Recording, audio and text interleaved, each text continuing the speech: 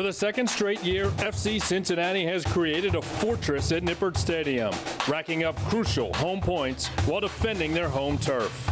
Tonight, the Orange and Blue hope for more of the same when they welcome Rochester. USL Soccer is next.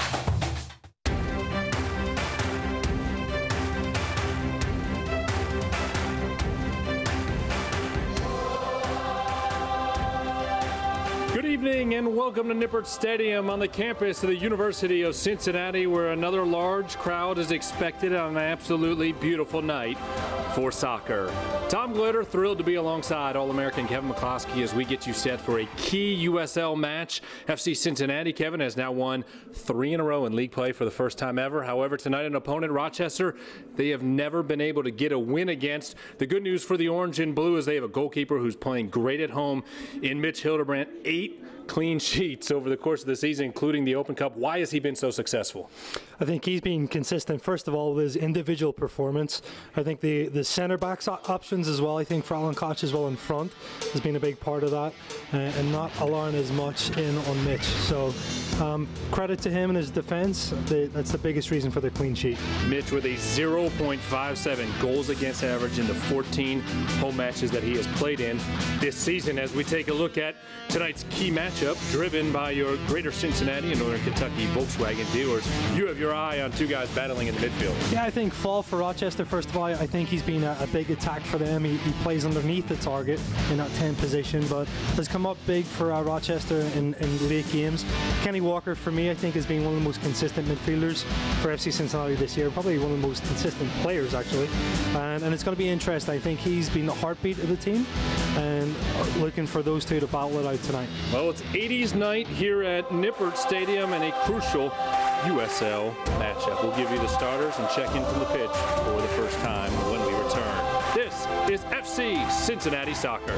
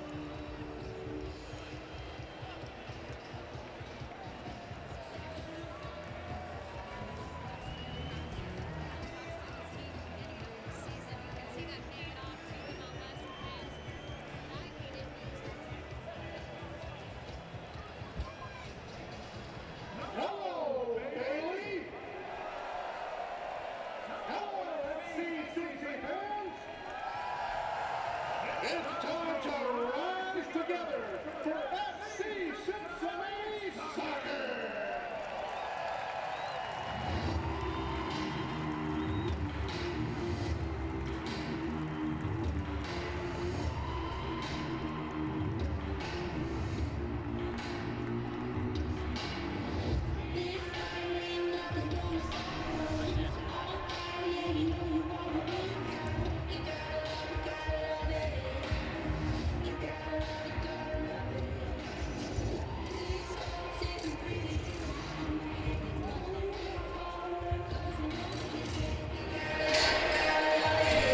FC Cincinnati and Rochester met back on June 3rd, a 1-0 loss for the Orange and Blue. Since then, Alan Koch's troops 6-1-3, including the Open Cup, and playing great soccer. Tonight's starting lineups are brought to you by Toyota.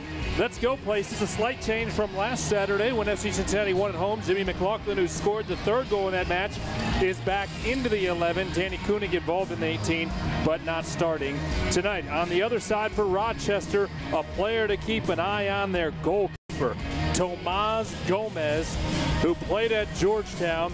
He is a very talented goalkeeper with 8 clean sheets on the season, so Gomez doesn't let many past him. All of our sideline reports are brought to you by your local Cincinnati and Northern Kentucky Volkswagen dealers. Let's head downstairs and check in with Lindsay Patterson for the first time tonight. Trusting the process, that's what Alan Koch told his team at the beginning of the season. 2 MLS wins and climbing in the Eastern standings. You can see that process really paying off. Players and fans all buying in to see what this FC Cincinnati club can do the remainder of the second half of the season. 3 big points tonight and a tight Eastern standings race and a huge confidence booster heading into Miami U.S. Open Cup play. No doubt, Lindsay. We'll talk about the table as we proceed tonight. The match official was brought to you by Kingsgate Transportation. We could take it from here. Guido Gonzalez Jr. will be the man in the middle tonight. If that name is familiar, he did another home match this year, the May 27th match against Toronto FC2. Rhinos will be in their secondary kits tonight, the white tops with the black shorts and white socks. FC Cincinnati in their primary all-blue kits with orange and white panels on the front, blue shorts and blue socks. Rhinos working right to left here in the first half, pulling it quickly into the corner with Bradley Fayot, the defender out of Paris, France.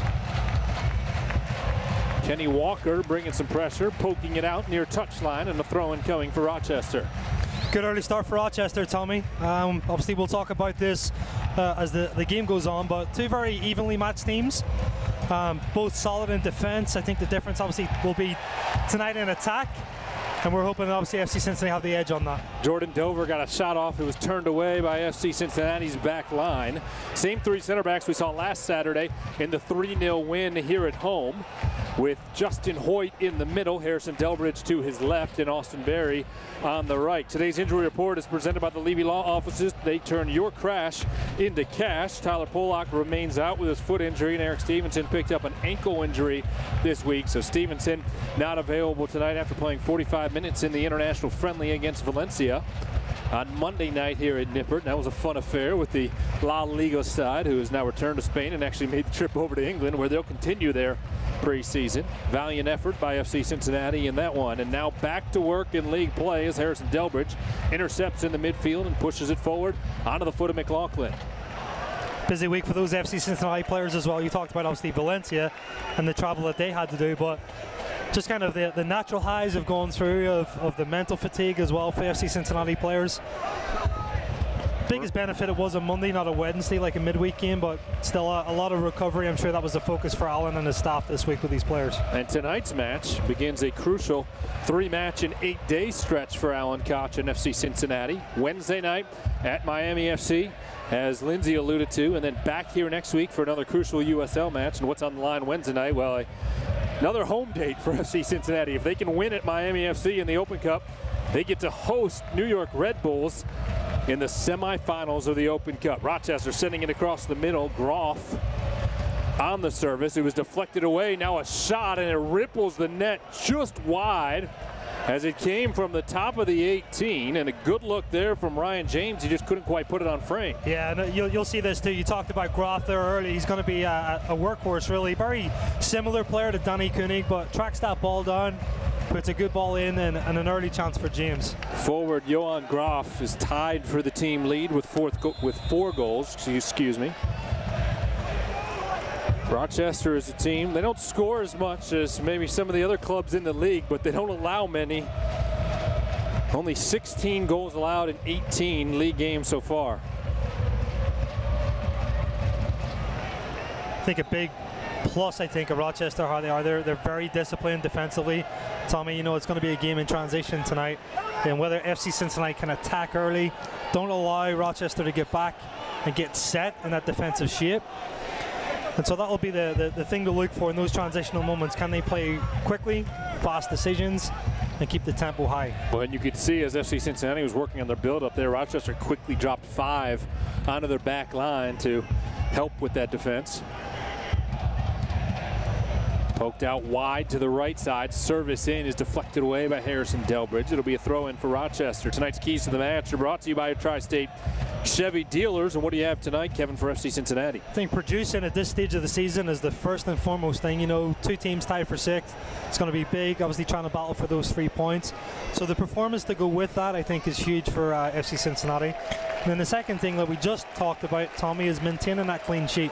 You know, Mitch and the back line have done a great job of kind of preventing teams coming in here at Nippert and scoring goals. And tonight's not going to be any different.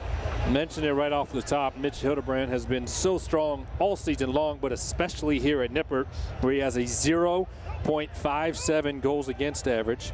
He has 9 clean sheets, 3 in the Open Cup, and 8 at home. 9 overall, but 8 at home. 5 in USL play at home, 3 additional ones in the Open Cup. Hasn't allowed a goal in the Open Cup so far. And Dallas J played the first game against Cleveland AFC. All time here at Nippert, a 0.73 goals against average. And stunning stats there you just went over. I think the biggest thing that Alan and probably Mitch as well be happy with, I think he's become a lot more consistent this season. You know, he's making the saves that he should do. Yeah, we've seen some big moments. Obviously the Chicago game's a game that comes to mind on that. And he's made some other spectacular saves during the season, but he's a guy that's, you know, as I said, it's been consistent, and that's a big thing for any team that wants to win a championship. I was going to say, all those stats I threw out, none of which included the 3 gigantic saves he made against Chicago Fire, one of the hottest teams in the Eastern Conference, when they were here on June 28th in the Open Cup. Feels like that game was months ago at this point, just 1. Kenny Walker battling on the near touchline. Late whistle comes from Guido Gonzalez, and a foul will be called on Bradley Camden Feo, the 6-foot defender. And Gonzalez is going to go over and have a quick chat with Feo, who just wrapped his arms around Yeah. Kenny Walker. And Kenny did a good job of winning the ball back, and Feo just obviously used his upper body strength a little bit and rolled him in. You've got to say, Tommy, so far, I think Rochester have been the aggressor. I think they've had possession of the ball more. I think they're more, you know, any team that comes and plays as an away opponent or an away team, you know, you're thinking they're going to sit back and kind of try to get into a rhythm, but that's not been the case. They've been aggressive defensively. They've pressed straight away. So it's interesting tactic to see that from this Rochester team. See Bob Lilly now in his 4th season leading the Rhinos, sending out some instructions to his side. Remember, this is a club just 2 years ago won the USL Cup with Pat McMahon, who's now on FC Cincinnati's roster in his 2nd season as a starter for that club. Ball played back to Mitch Hildebrand. Of course, there's been ownership change and other changes in the front office for Rochester since winning that title 2 years ago, but a club with a lot of history. Of course, they won an Open Cup in 1999. A rare feat for somebody not in Major League Soccer. And Rochester obviously is a very strong soccer market too. You know, you talk about the professional team being around for a long time, but just even in the market, there's a lot of youth club and college as well. So they're bringing a lot of experience, and you know, a lot of these players as well bring that added experience. Tonight's broadcast of FC Cincinnati is brought to you in part by UC Health. Matt Boehner inching forward as he gets set to throw it in and is urged back to his original spot. And now we'll put it onto the foot of GB. Tried a quick one-touch to Wiedemann, didn't find him. Rochester able to recover quickly. FC Cincinnati unable to bring much pressure offensively here in the first 8 minutes, as you said, Kevin. Good step by Austin Berry. I like that too. You know, FC Cincinnati just good preventative shape. They want to try to win the ball back if they can in Rochester's half, and then from that, you know, can they possess? Can they possess more in the half where they create opportunities? I talked about it at the start. I think FC Cincinnati's attack is maybe a little stronger, so they want to make sure that they set themselves up for that. Mentioned FC Cincinnati played Monday night against Valencia in the international friendly, and Allen was able to rotate his roster for that match. Kenny Walker forward for GB. Gomez comes over, keeps it alive. GB tried to somehow get it in front of the net, was unable to do so, and it will actually be a corner kick before GB got a piece of it. Tomas Gomez touched it last. Good ball in by Kenny, and you know, GB's that type of guy that's going to chase anything down. Ooh. I think he does get that touch right on the line. We'll have our first corner kick brought to you by the Levy Law Offices. Turn your crash into cash. Visit LevyLawOffices.com. And I agree with you, Kevin. I think the orange and blue got a favor there from Guido Gonzalez Jr.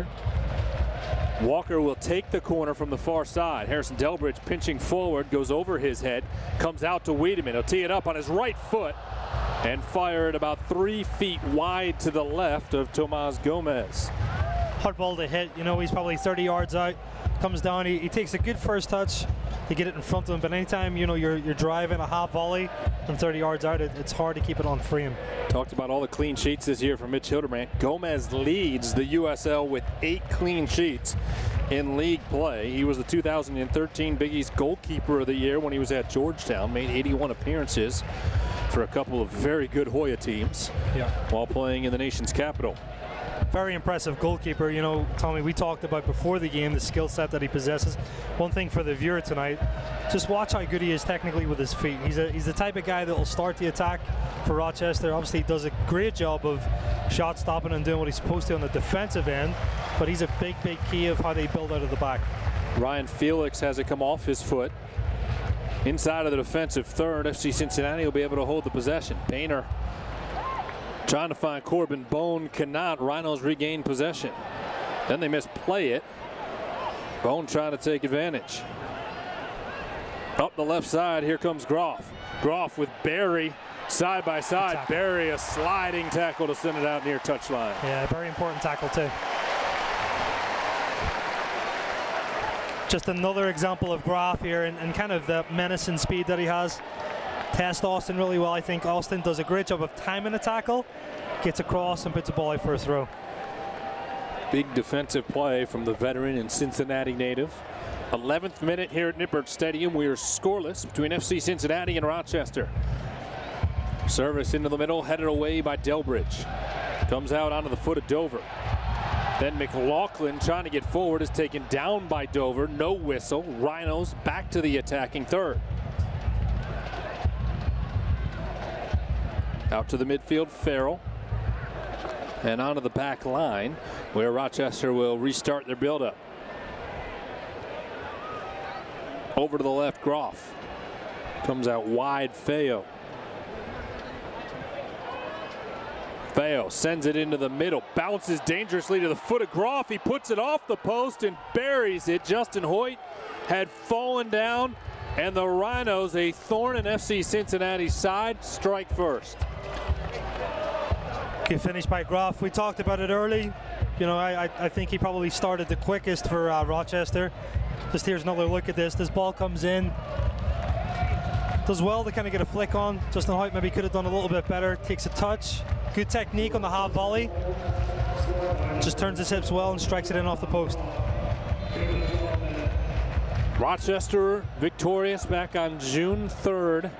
1-0 over FC Cincinnati. Now, the club's lineup looked very different. That was amidst a wildly busy stretch following the Open Cup win against Louisville. And Alan Koch brought on maybe some of his second-team guys to start in that match. There's a couple guys who aren't even on the roster right now who started that match. Victor Mansoret and Daryl Fordyce both started that game in Rochester, who are no longer with the club. So there was some rest given. Dallas J started the game, only allowed the 1 goal, but a 1-0 loss back on June 3rd. And this is one of the few clubs that FC Cincinnati has not been able to defeat in their 2 years in the league. They'll have to scratch from behind here at home, and plenty of time to do that. Well, just like FC Cincinnati, you know, we're kind of getting on the roll. It's the same with Rochester too, you know. They're undefeated in their last 5. Yeah, as the season goes on, I mean, they're starting to hit form. So, you know, we all talked about tonight being a huge game, but I mean, it's going to be a tougher game now for FC Cincinnati, obviously, with the, you know, conceding that early goal. Pat Brennan from the Cincinnati Enquirer this morning in his match preview called it a 6-point match because of the swing, because these teams are in 5th and 6th place. FC Cincinnati ahead by a point, and obviously if a team were to win, they get 3. The opponent gets none, so a 6-point swing for the victor today. 14th minute, Rochester, thanks to Johan Groff, his now team-leading 5th goal on the season, makes it 1-0.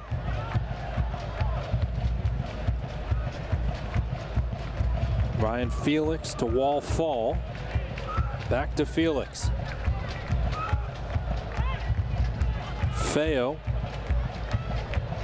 into the midfield. Boehner intercepts the pass. Boehner making the run is chopped down, and he'll get the foul call.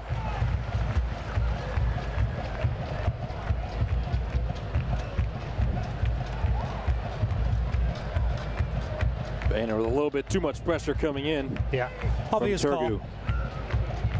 I think what Matt, you know, Boehner's kind of drawn that foul, obviously, but I think what he's looking for is maybe that target to check in. There's been a couple of times the ball's been played wide. GB's not really being that active or that mobile. You know, that's a big part of trying to play through the middle third into the attack and sort of finding that target's feet. Josu looking far post for GB. Gomez got there first. Quickly will fire it out and onto the foot of Forbes. Bernardo Forbes has 2 goals and 4 assists on the season as he brings it to the attacking third. These are going to be big moments, Tommy, here. The counter-attack, I think, you know, for any team that sets up really well defensively, you know, their biggest threat really is going to be that counter. Anytime they can win it back, they're going to try to attack quickly, and FC Cincinnati have got to do a good job of getting back and getting compact. Feo across to the middle. It was headed down in the direction of Groff, who already has a goal tonight, then deflected off of Justin Hoyt, and Rochester, already leading by a goal early, will have their first chance at a corner kick. All of tonight's corner kicks are brought to you by the Levy Law Offices. Turn your crash into cash. Visit LevyLawOffices.com today. Another great crowd on hand here at Nippert, in excess of 20,000. Would expect the final number to be around 23 or 24,000, hoping to see FC Cincinnati answer back after falling down early. First, they have to defend this corner. Swung in from the right of Mitch Hildebrandt. Kenny Walker deflected it away as Hildebrandt was moving in up into the Bailey. And Another shot for Rochester. Always a dangerous ball. Anytime that you're putting it in the front post, Forbes does a testing time at least, Kenny Walker, whipping that ball into the front to see how he deals with it. Again, played short. Bounces out to Turgu. Mitch Hildebrand makes a big save as he swats it away at the crossbar. Anytime that they play short too, Tommy, they're going to look for a mismatch or maybe a target that does maybe a little bit better back to goal. On those two occasions now, it's been very intentional with the selection of pass or delivery. Another corner from the near side. Across the middle, headed away by FC Cincinnati and all the way out into the midfield. McLaughlin trailing, trying to catch up with it. Finally, Gomez comes out to play it and sends it back out to midfield. Good early ball. Barry onto the left, Wiedemann.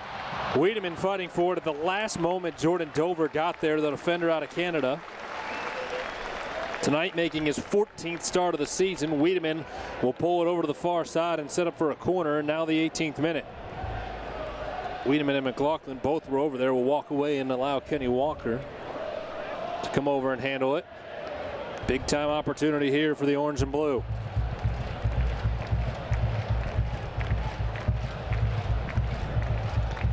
Farrell came up with a big tackle there, Tommy, just to put that out for a corner. Austin did a good job of picking his head up and finding it early. Walker looking near post as Harrison Delbridge diving across that 6-yard area. Couldn't quite get it. Gomez got to it first. Tonight's broadcast of FC Cincinnati is brought to you in part by your local Cincinnati and Northern Kentucky Volkswagen dealers.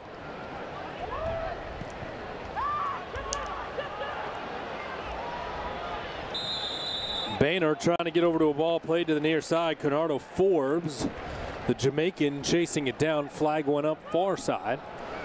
And we'll have the night's first offside call.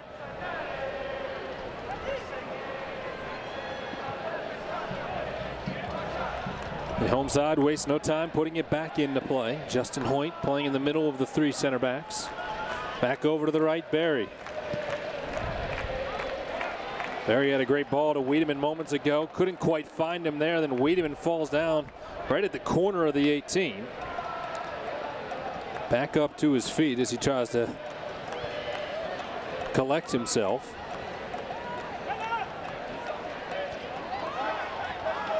Boehner trying to feed one of his teammates, instead finds it on the foot of Feo. The systems tonight, the matchup's going to be a key in this game as well, Tommy. CFC Cincinnati are playing a 3-4-3. It almost looks like Rochester have kind of went into a 5-3-2. Try to counter that attack at least, or that setup by FC Cincinnati.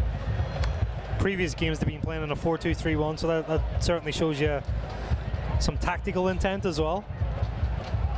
FC Cincinnati 8 goals in their last 3 matches. That's the most explosive 3-match spurt for this club in its short 2-year history, and the first time the team has ever scored 3 goals in back-to-back matches. Andrew Wiedemann working up the right side, and no doubt Bob Lilly knows how dangerous this team can be offensively. Wiedemann touches it last as it rolls out right onto the flag in the corner, so a deep throw in for Rochester inside of their defensive third. In the direction of Groff, one back by FC Cincinnati into the midfield, and Hoyt will come over to play it.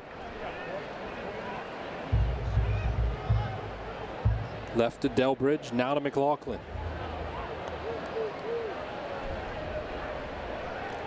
Joe Sue back to Jimmy. Jimmy has it deflected away. And FC Cincinnati will get a chance to throw it in far touchline. You just see here with the shape of Rochester, very, very compact. Well, they're almost playing without any wide players.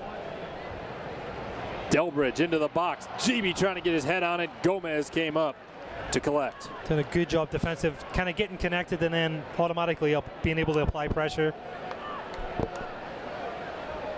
Or even trap that FC Cincinnati attacker.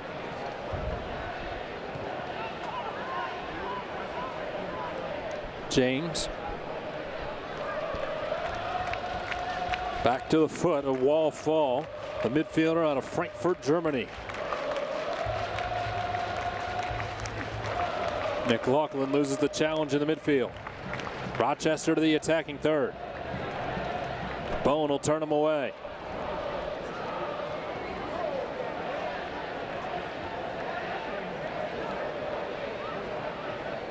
Hoyt up to Walker, and now McLaughlin. Did well to break that trap. Walker falls down as he gets booed on it. Rochester able to win it right back. Garzi. Forward to the right foot of Forbes. Forbes with a right-footed shot, turned away, Justin Hoyt. Wiedemann does well to clear it out into the midfield. I think a big thing here for GB is getting some extra support if he can. If he can hold that ball and be that target, and bring kind of Andrew Wiedemann, Kenny Walker, Corbin Bone into the game. These are guys that have been quiet so far, Tommy. It's tough. Anytime that you're playing that GB position as a number 9, you need support. You need, obviously, players playing off of you, coming alongside you or underneath you. And then trying to get possession back into that half. Rochester out across the midfield. Austin Berry able to pull it down back for the orange and blue, and now Matt Boehner will throw it in right in front of his own bench. 23rd minute at Nippert Stadium. Tom Glader, Kevin McCloskey, Lindsey Patterson. Happy to be with you on a perfect night for soccer with another huge crowd here in Cincinnati. They're expecting probably around 24,000 when it's all said and done. And the locals right now, a little bit of wind out of their sail following the early goal from Groff. Yeah, and you know, we talked about it. You've got to take your hat off to Rochester. I think they've done their homework. I think they came in with a tactical plan. They've changed things up a little bit. And so far, they've executed very well. Groff found it on his foot at the corner of the 18. Well defended by FC Cincinnati.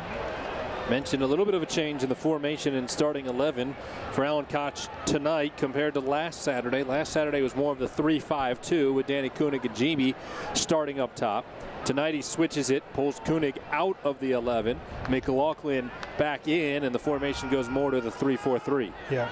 Biggest difference, I think, in this system of Rochester. Forbes is staying very high with Groff, so he's providing kind of those two target players.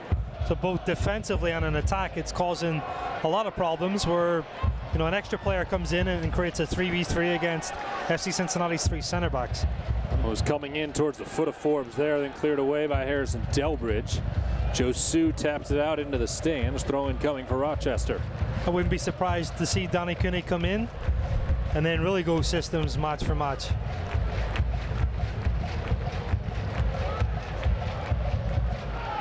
Still early days with Tommy. Josu trying to turn it back up the pitch. Turgu was there to commit the foul. That's his second foul here in the first half. Plenty of options on the bench today for Alan Koch as we looked around the team room during the meeting at 5:30. A very strong 18 once again for FC Cincinnati's manager when you have Aiden Quinn, Kadeem Dakers, Danny Koenig all to turn to. Then newcomers Kyle Gregg, Kevin Schindler, and Sem DeVitt. I mean, quality throughout, you know, the competition, and we've seen it in training. These past 2 weeks been very, very strong.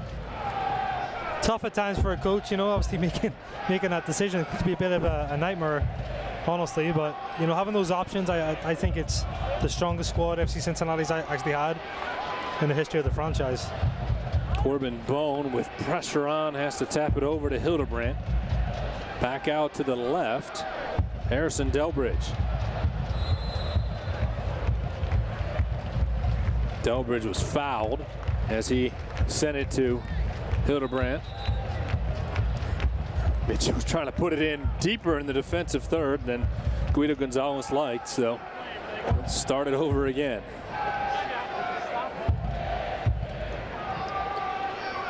Delbridge across midfield looking for Gibi.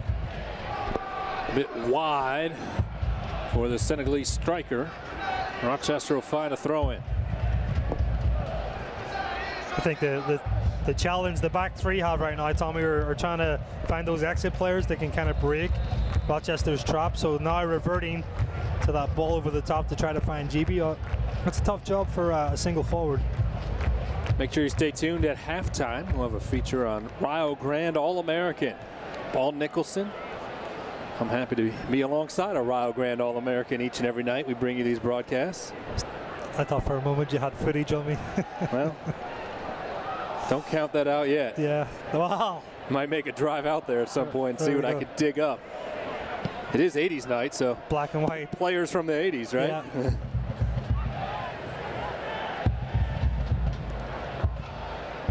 Groff back heels it over to Turgu. Turgu trying to get it forward. And a goal kick coming from Mitch Hildebrand as it rolls out along the end line. See Alan Koch working on his team's tactics here in the first half.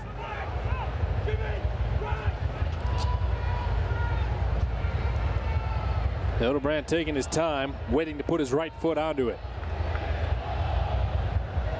Tonight, the fourth meeting between these two clubs. Rochester has won 2 of the previous 3, and the one here at Nippert Stadium last season ended in a draw.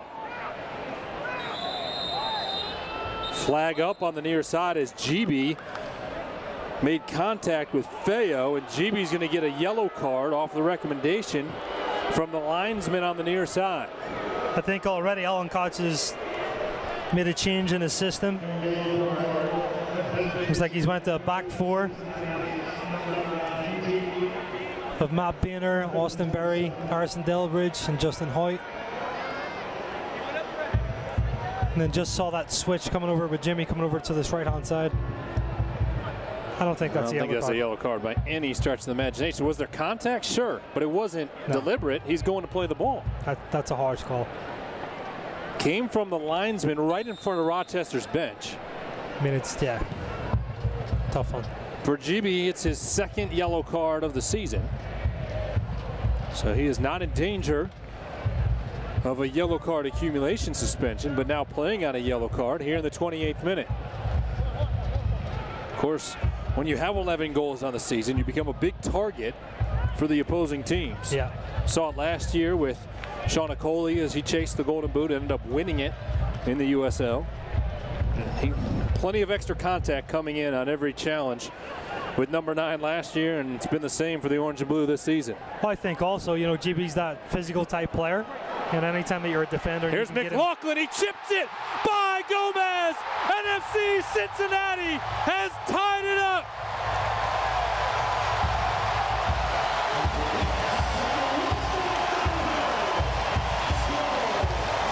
The bow and arrow from the youngster in the 29th minute.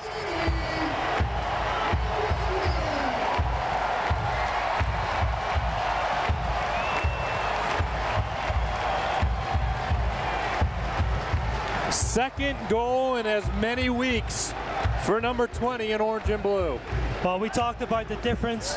Alan made that switch early with his systems, and already it's paid off. Jimmy was able to get in between the 2 defenders. Per defender on Rochester, you've got to say. And anytime that you're going to give Jimmy McLaughlin that window, he's not going to miss. McLaughlin's 3rd of the season, and that brings the fans to life here at Nippert Stadium. 1-1 in the first half. You mentioned it, and we showed it. Here's Josu. Josu with his left foot headed away by Farrell, and boy, all of a sudden FC Cincinnati looks like a different club. Well, it goes back to just that change. Fantastic decision by Alan to go back into a 4-back. Okay, so they're probably playing now more a 4-4-1-1. But the biggest advantage with this system change, they have 2 players on each side to create a 2v1 advantage. So very hard for Rochester then to fall back into that. You've seen Josu, who's the outside left wing, and Jimmy McLaughlin, outside right wing, already created a lot of havoc from that. Kenny Walker on the corner. Tomas Gomez, that has to be a yellow card. Gomez fires the ball towards the sounds off his left foot. If GB got a yellow card for a slight hand to the face, and that's not a booking, wow. So Tomas Gomez will not pick up a yellow for firing the ball up towards the stands after being upset with himself. Yeah, definitely a corner kick. You can feel the momentum shifted already, Tommy. Obviously that goal's brought Nippert into life. Walker over the head of Barry, bouncing around off of Rochester, and actually I was going to say it touched one of the FC Cincinnati players last, so a goal kick here for Gomez, but no doubt brought life. And you saw Alan Koch, great job by our production crew, showing him right there at that goal kick when Mitch was holding it and waiting it. You could see him barking out instructions, and that's where the change came and immediately resulted in a goal. Yeah, it's a numbers game. You know, he's looking at it. Anytime that you set up on lines, he's got to do the math and say, all right, are we getting anything from this? Is it hurting us? And from that, he's going to make a decision. I think, too, you're starting to sense a little bit of frustration with Rochester, particularly Gomez, the goalkeeper. No doubt.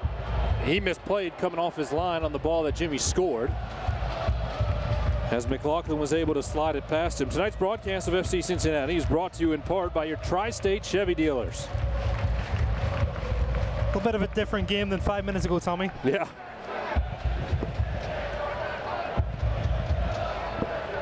Poked away out to the near touchline. Throw-in coming for Rochester. Feo throwing it in. Garzi trying to turn it across the middle. Ball played out in the middle. GB unable to come away with it. Now he fights for it and is going to be called for a foul as he knocked down Farrell. I think he just caught him from behind. All of our sideline reports are brought to you by your local Cincinnati and Northern Kentucky Volkswagen dealers. Let's head downstairs and check in with Lindsey Patterson. You guys were talking about Allen changing some things up out there, and before that Jimmy goal, he was going to his bench, talking to his assistants more than I've ever seen him in the first half. Good stuff. Thank you, Lindsey. Obviously, they see a little bit of a chess match right now with Bob Lilly, who has great experience coaching Rochester, obviously. And Alan Koch, who's done a fantastic job managing the club this year, saw an opportunity to make a big move early, and it's paying off as the match is tied at 1 apiece. Kenny Walker tripped up in the midfield. I think he wanted the advantage to be played. The orange and blue will quickly put it back into action. Delbridge's service down the middle, nobody home there as he split it between Josu and GB. Groff with a goal in the 12th minute. McLaughlin is third of the season in the 29th minute. And we are at 1-1 in an action-packed first half.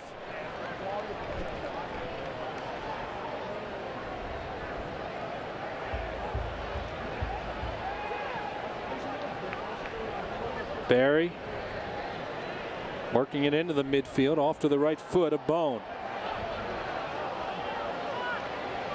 Corbin Bone with pressure coming from behind will get rid of it to Boehner. Just such a difference now with possession, just the options as well. There's different little angles here to penetrate and break the lines of Rochester. Out wide for Hoyt. Into the middle, Josu. Threads the needle to Wiedemann. Back to McLaughlin. On to Wiedemann to his right foot. Corbin Bone with a shot, and Gomez makes a huge save. Great phase of play there. Probably highest pass count. Lovely little give and go. Corbin does a great job of getting it on frame too. But just that play in before with Jimmy and Guida shows that great understanding that they have with each other. Saw there why Tomas Gomez is such an important part of the puzzle for the Rhinos. Josu is fouled hard in midfield. Guido Gonzalez is going to go over to check on him and have a conversation with Joseph Farrell. So Gonzalez again decides not to go to his pocket and issue a card. Rochester, as I said before, Tommy, starting to get a little bit more frustrated now. Some late hits coming in. Rochester 6-1-3 at home on the season. They are 1-2-5 on the road and have not won on the road since April 1st in their season opener at Bethlehem. Hoyt sends it to the middle. GB trying to get the header, and Gomez came over his back to grab it. Just another thing with Gomez, how good he is in the air with his hands as well. You know, that effort just before this play with Corbin Bone, not only did he save it, he caught it. And on just that last play going up with a big, strong GB. Great hands by Gomez. Turgu working it up to Forbes. Forbes out wide, and Rochester, who hasn't been in their attacking third for what feels like about 10 minutes, was there momentarily. Kenny Walker with other ideas. You know, we talked about it last week off the air after the match, Kevin, that maybe that goal from Jimmy McLaughlin coming out after that second weather delay, scoring the third goal. Would it mean a whole lot in the game? No. But maybe long term it would, because he was the guy who had been on frame so much this season but hadn't buried one. Yeah. And now he got his third of the season and second in as many Saturdays. Great point, Tommy. Yeah, 100%. I think he's a guy that's been in and about it for FC Cincinnati. Created some very dangerous attacks, and maybe last weekend or last Monday actually was probably the that confidence boost that he's needed. And you'd have to think that Corbin Bone's another guy knocking on the door of those opportunities. I thought he was going to get his first of the year right there, but Gomez had other plans. Yeah. 37th minute now here in the Queen City. See if they can sustain this momentum on this attack here for the remainder of the half. See if they can sneak another goal. Rochester plays it forward in the direction of Austin Berry. No problem for FC Cincinnati's captain.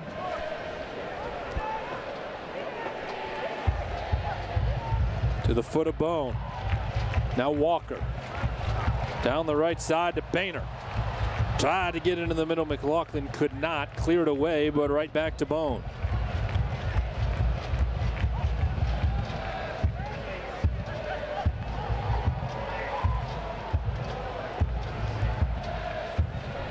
Walker forward, was looking for Josu. It skips past Josu, trying to get to it right at the end line. Touched last by Rochester. Corner kick coming up for FC Cincinnati. Late first half and a chance to take the lead. Again, another just reflection of Josu being more involved. Coming all the way from the left-hand side and trying to get into that pass. Josu will take it from the right. And sends it across into the middle. GB unable to get to it before Gomez once again. I think that's one thing Alan's probably going to talk and remind them at halftime. You know, with a solid goalkeeper like Gomez, you've got to test it a little bit differently.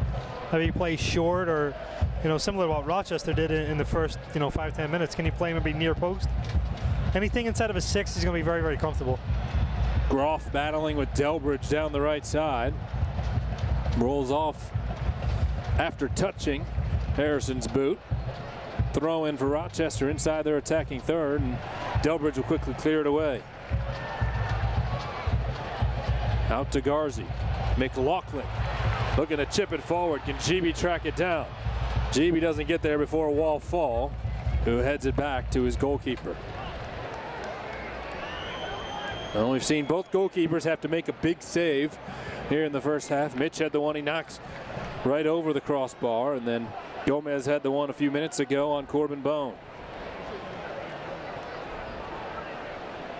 As I look out across the stadium, I see they've started to allow fans who arrived late to sit in the upper deck on the far side, which means the number tonight probably going to be around 24,000 for this USL match on a perfect Saturday evening. Sunsplash Nippert Stadium. Are you surprised by those numbers, Tommy? Not in the least. Wiedemann trying to hook up with McLaughlin. McLaughlin tapped it forward too strong.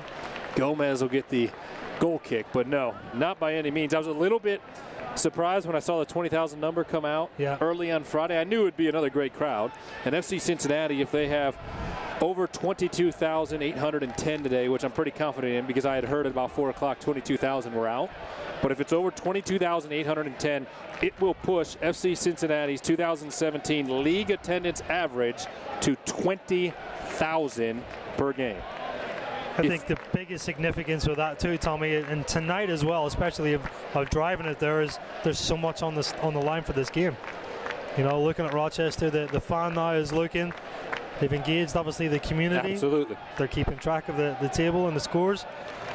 And seeing this matchup tonight certainly has intrigued a lot of people. Feo into the middle. Bone will turn it away. If you took that attendance average of 20,000 per game and dropped it into Major League Soccer today, FC Cincinnati would have the 11th highest average attendance in Major League Soccer, which would be middle of the pack. City has showed up once again. Josu out to Hoyt. Back to Josu. He'll battle along the left side. Double teamed. Has it poked away.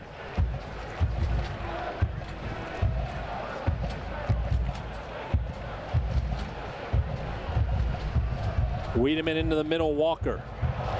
Walker turns on it with nifty footwork. FC Cincinnati will work on the build-up. Much better possession.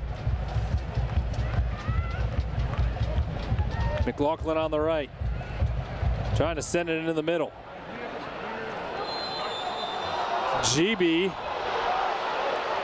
on the collision, and if GB gets booked here, and he's going to get sent up. And GB just got a red card for a second yellow. Wow, 42nd minute, a 1-1 game. The first yellow was egregious. And I don't think he did much here either, Kevin. I've got to see it again, Tommy. You know, it's my gut feeling was no. I think Fall certainly made it look like he was impacted. So GB's going to be suspended for the second time this year. He had a 6-match suspension earlier this season. Let's see. No, there's no way. Listen, that's a 50-50 ball. The balls are to be won. Guido Gonzalez is having a tough night, folks. You know, here's the thing. Did it hurt Fall? Yeah, absolutely. I mean, he drives through the bottom of GB's foot. That is nowhere near a yellow card. Neither was the first one. That's a tough call. Tough break. So FC Cincinnati playing so well since the change in formation now will play a man down for the remainder of the match. We're in the 43rd minute. It's 1-1 and GB just got sent off. As I said, I think legitimately, I think Fall's hurt. He drives through the bottom. Obviously the cleats, you know, are showing there a little bit from GB, but when he gets a touch on the ball, that's a bad call.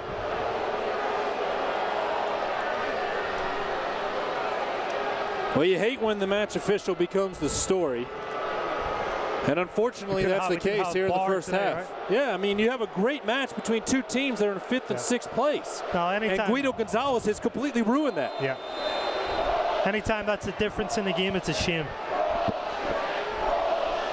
He took the linesman word on the first yellow card when there was contact to the face, but it was incidental in the run of play. And then pulls a second yellow on GB here to give Rochester the man advantage. Alan Koch is furious on the home bench, and rightfully so. Turgu. And you can hear 20,000 plus here in the Queen City, not happy as well. Well, just like you said, Tommy, it totally changes the game, right? 100%. The fans are just as frustrated as Alan Koch and the rest of this team. You've seen 2 plays from Rochester, more egregious than the 2 from GB, and no booking on Rochester. Now Josu's going to get a yellow card. That's a yellow card. No doubt. And he needs to be careful. Austin Berry's going to come over to get him. That was a frustration play there by Josu. Josu picks up his first yellow card for FC Cincinnati. It's a yellow card. He hits him from behind. Yep, right in the back of the Achilles. No doubt about it. I think the point here, Austin Berry has just went over to the referee and argued that the last tackle from Rochester, I think it might have even been Graf on Austin Berry, but he went in 2 foot and nothing. So, biggest thing, you've got to be consistent. I don't think FC Cincinnati are getting much right now. Alan Koch voicing his displeasure. I can promise you Guido Gonzalez cannot hear it over the boos at Nippert Stadium right now.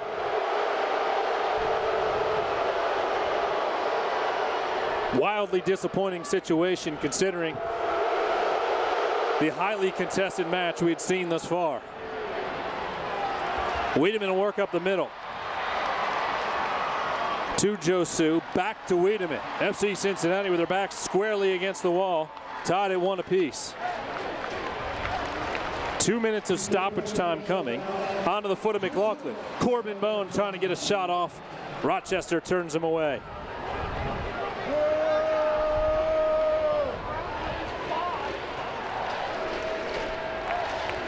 Chance of FCC begin in the Bailey.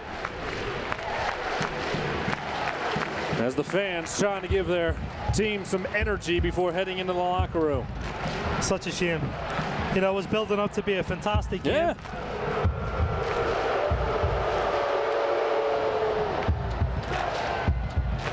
Like anything but Tommy, I mean, there's a lot of time left. Yep. Another couple of twists to this, the story of this game. Interesting to note, Rochester defeated Toronto FC 2-0 on Wednesday at home in a match that Toronto had a player sent off in about the 25th minute. So they were able to get a victory playing a man up in that match. Goal kick coming here from Mitch Hildebrand about halfway through stoppage time. First things first for Alan, you know, the call's done. You can't get hung up on the frustration part of it. Just the level of adversity that he's got to get through. He's got to go in halftime, set up defensively. He's got to scrap this current game plan and get a new game plan ready. See if he can obviously try to keep the score at this, and then the longer the game goes on, can he try to get something from it? Barry looking to head it forward. Boehner can't get there before it's sent out by Rochester. See, Cincinnati will get a chance to throw it in. There won't be a whole lot of time here. And on the throw in, the whistle comes from Guido Gonzalez Jr., who's had a horrific first half. And we'll get to head to the locker room to a chorus of boos. Halftime here in the Queen City. FC Cincinnati and Rochester tied at 1 apiece.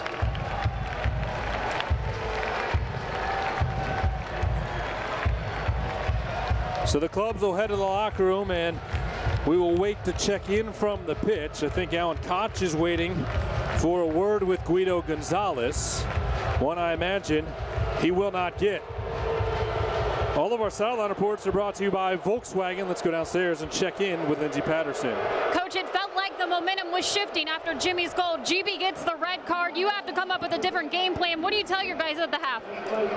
We're going to go reflect. Obviously, I want to see some video of GB's 2 yellow cards, because pretty certain this is the same ref that's had one of our players sent off before. So I hope he's right for his sake. Otherwise, that's bloody disappointing. We didn't start the game very well. We made some adjustments. Good goal by Jimmy. We clawed ourselves back into it. Now we obviously know we have a mountain to climb. But we've said all along, we've got a lot of character in this group. We've dealt with adversity, and we've got a big next 45 minutes ahead of us. Thanks, Coach. Thank you. Guido Gonzalez heads to the locker room with heavy security as he passes by the Bailey.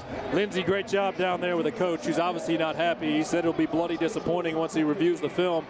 If it's not a legit call, well, folks, I think it's going to be bloody disappointing for Alan Koch. Halftime here in Cincinnati, 1 apiece. We'll feature and put the spotlight on Paul Nicholson when we return. This is FC Cincinnati Soccer.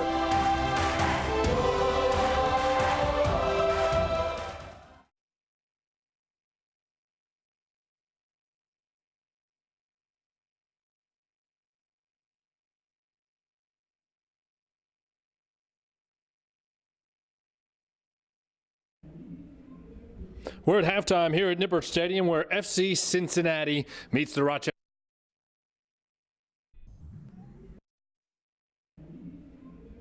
We're at halftime.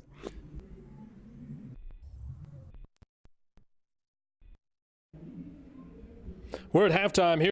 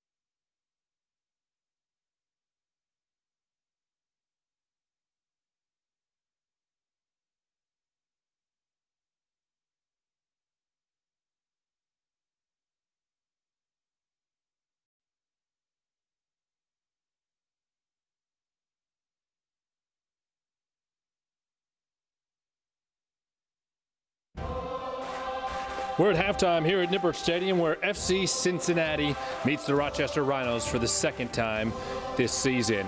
Over the last 2 years, number 8 in orange and blue has been a trusty and reliable defender for this franchise. Today we get a chance to get to know Paul Nicholson a little better.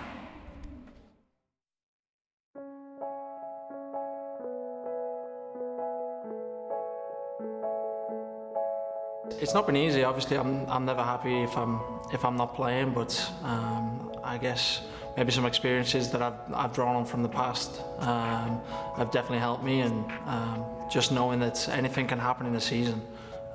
People can get injured, formations can change, and it's important that the guys in the squad are ready to step in and do their job when they're asked to. I think I've obviously played here in the USL now for, I think this is my 7th season. So just kind of some experience on the teams we play, the style they might play, maybe the stadiums and the fields that we're going to play on. I think that helps some of the guys. And just kind of being a professional for 7 years now, you kind of learn things as you go, and I try and pass those on to some of the newer guys, especially the newer guys to the league. Before William came along, I think it was all about soccer, and it was the be-all and end-all. And you have a bad game, you have a bad training session, you kind of take that home. And now when I go home, I've got this beautiful little kid who's always happy, always energetic, wanting to play, doesn't care what I've done in that day, and it just kind of makes you forget about it. And I think that's helped me as a player, because maybe I dwelled on mistakes or bad games a little bit too much in the past, and he definitely kind of distracts me from that and helps me move on. I didn't get to play in the Chicago game, but I think the Crew game was right up there with that Crystal Palace match. They are two of the best experiences I've ever had. Top of the 18, leaves it for Paul Nicholson. Nicholson wanting to let it rip. He will with his left foot, and wouldn't that have been a special moment? Just to play against players of that caliber and players that I see on TV every single weekend it was amazing, and it was really eye-opening to see how they played, and just the ability and the athleticism that they had was really something else. And on top of that, I think it was close to 35,000 people coming and watching us playing a game was ridiculous, and I've never been in an atmosphere like that.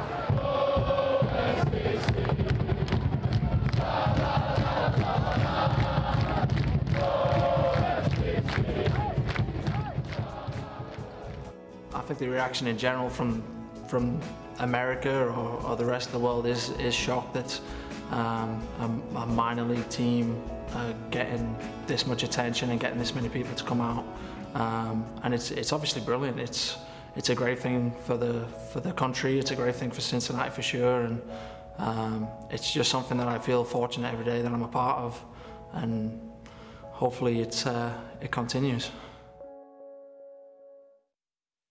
When we return to Nippert Stadium, we'll take a look around the USL, and still to come, highlights from the first 45 minutes. Stay tuned for all that. This is FC Cincinnati Soccer.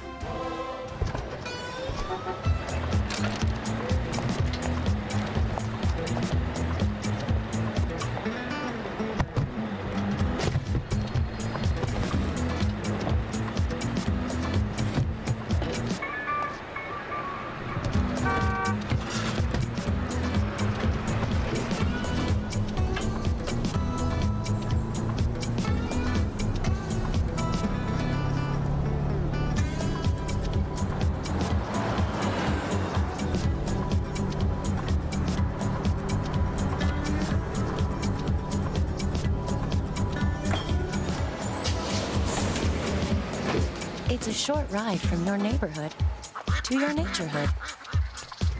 Find fun activities to do, like boating and biking, or camping and hiking, plus much more.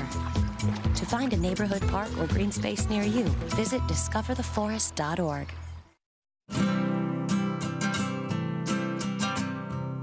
Every day across America, excess food is gathered by a network of good people at local food banks, giving hope to millions of children who struggle with hunger.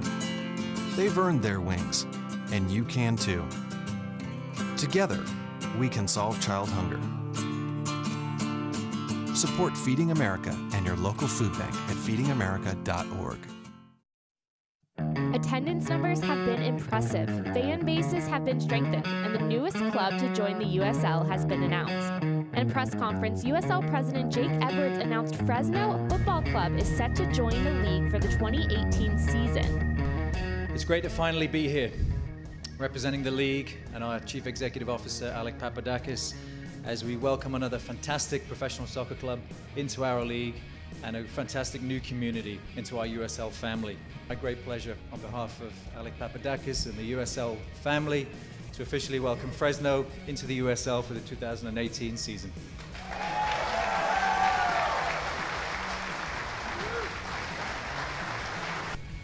Well, good morning, everybody. I'd like to start off by saying that the World Cup is coming next year, and so is Fresno Football Club. Good timing.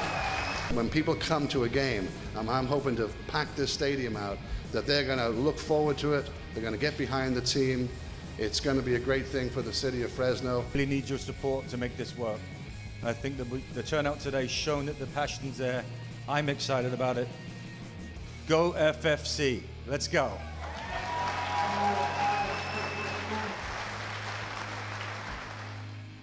Fans can find more information and reserve season tickets at FresnoFC.com. For USL Network, I'm Morgan Conklin. I'm a retired school psychologist, and helping people was my thing. I was very independent and thought I could take care of myself. I fell, and I had to have Meals on Wheels. After my stroke, when Meals on Wheels started, I was on the other end of the stick, so to speak. Meals on Wheels coming to my door as someone who's housebound, having someone check on me, assures me that I'm not forgotten. Meals on Wheels has given me a mode of freedom that I wouldn't have otherwise. We're the clients. We are the clients. We are the clients of Meals on Wheels. America, let's do lunch. 1 in 6 seniors faces the threat of hunger, and millions more live in isolation. Drop off a hot meal and say a quick hello. Volunteer by donating your lunch break at americaletsdolunch.org. This copyrighted telecast of the United Soccer League may not be retransmitted, rebroadcast, or reproduced without the express written consent from the United Soccer League.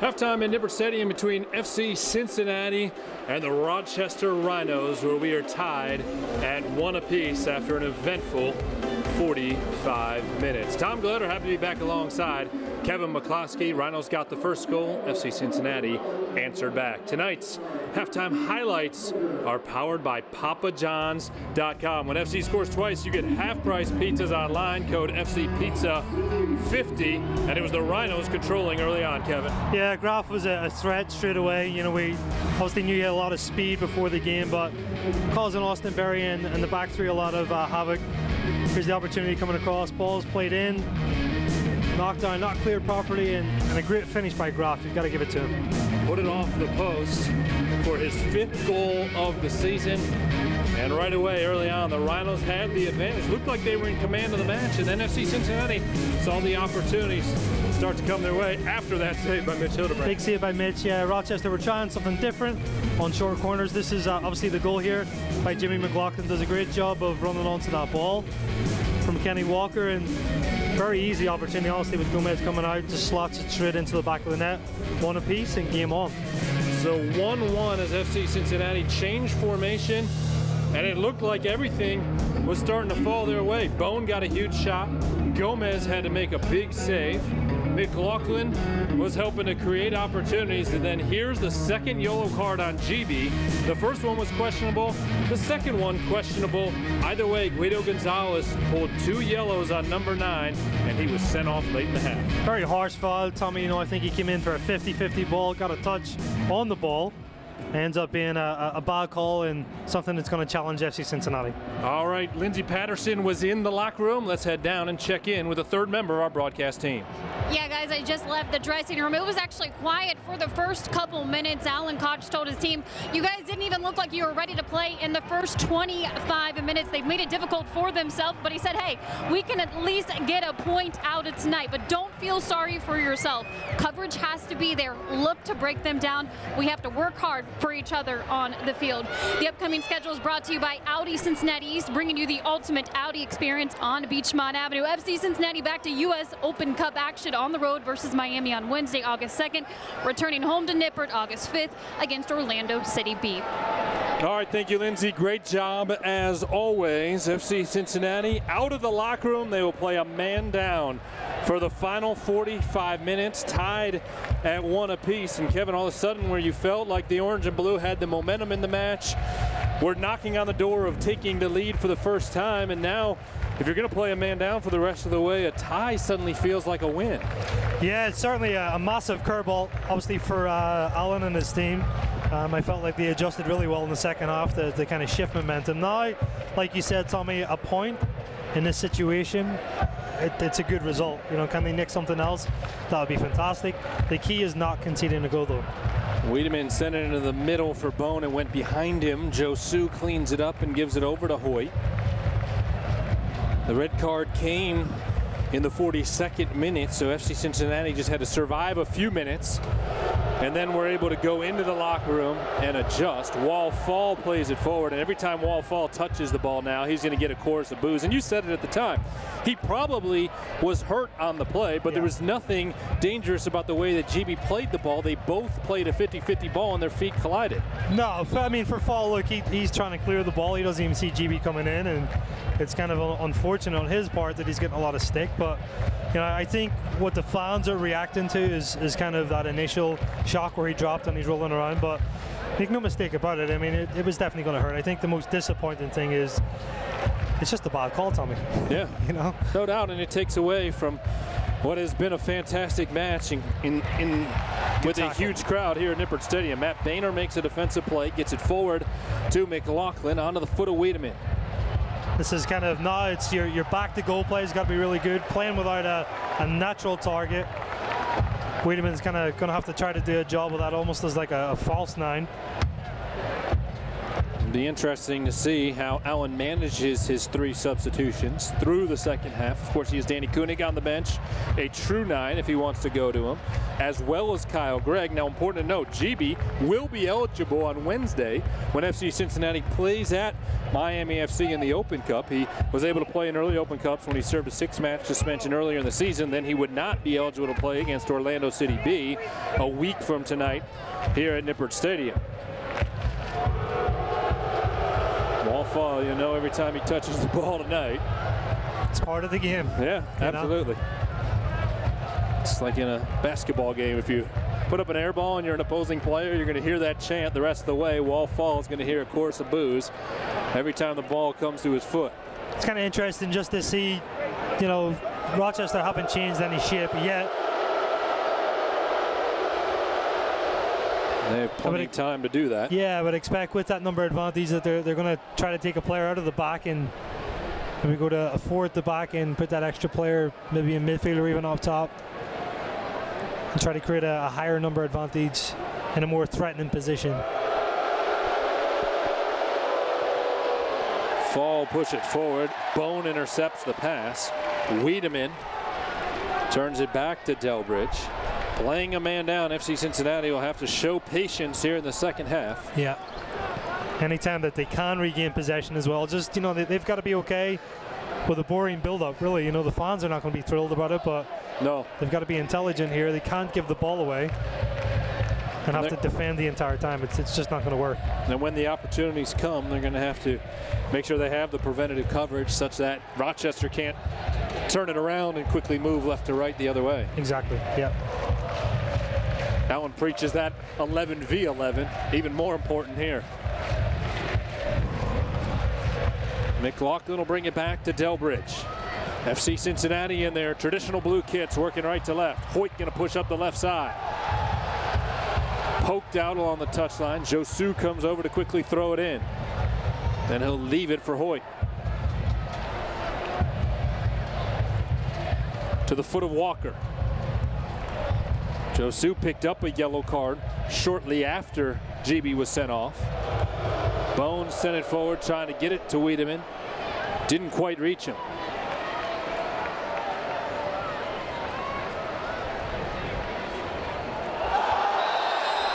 Justin Hoyt is fouled on the left side. A collision, and Hoyt's picking up the yellow card.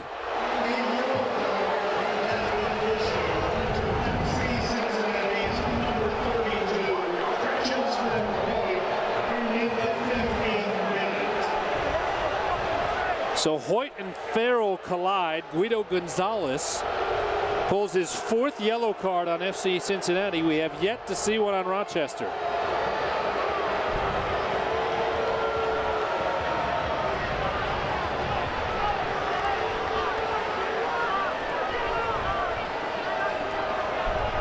You know, it's tough. I think the referee just on that, he's protecting the player more with a head injury. It's not a yellow card. My man Kevin McCloskey starting to sound like a broken record here tonight.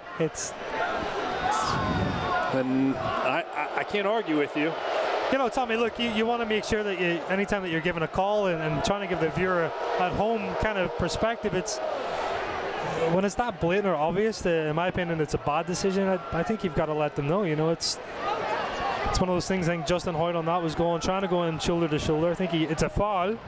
It's certainly not a yellow card, though. Boehner trying to save it on the end line, cannot. Corner kick coming up for Rochester amongst the chorus of boos once again. Interesting to note, if you're thinking, could this match end up even at 10 players apiece? Sure, it could. Rochester, however, is one of the few teams, only 6 clubs this season in the USL without a red card. And Rochester is one of those 6 clubs. They have only picked up 26 yellow cards across the season, which is tied for 5th best in the league. 52nd minute, we're tied at 1 apiece. Corner kick from the far side of the pitch comes across the middle. It's cleared away by Kenny Walker. headed out near side. FC Cincinnati will throw it in. Tonight's broadcast of FC Cincinnati is brought to you in part by the Montgomery Inn. I think a couple of things, obviously, as far as the game plan, what to look for in the second half. You know, set pieces are going to be huge. Anytime that you can get up into the attacking third and try to create a dangerous situation off a set piece, that always gives the team without that extra player an advantage, or at least an opportunity to score. And then the second thing, we talked about the strength of the squad. Yeah, that's going to be big too with the rotations. What players come in, because you know all 10 players right now are very capable, plus a capable bench. So as far as effort and work rate, you know, you're going to see that from the 10 on the field. Plus, you've got players to bring in. So those, for me, will be the two biggest keys in the second half. Oh, most of the guys who are out on the pitch right now did not play many minutes on Wednesday in the friendly. So pretty much everybody is rested. Service across the middle, picked up far side of the 18 by Rochester. Looking to go back on top. Ryan James, shots turned away. James heads it down to the foot of Feo. Challenge there by McLaughlin. McLaughlin will take it off his foot, and then McLaughlin will be cut down. Instantly gets up into the face of Feo, and there's a yellow card, much to the joy of the fans here in Cincinnati.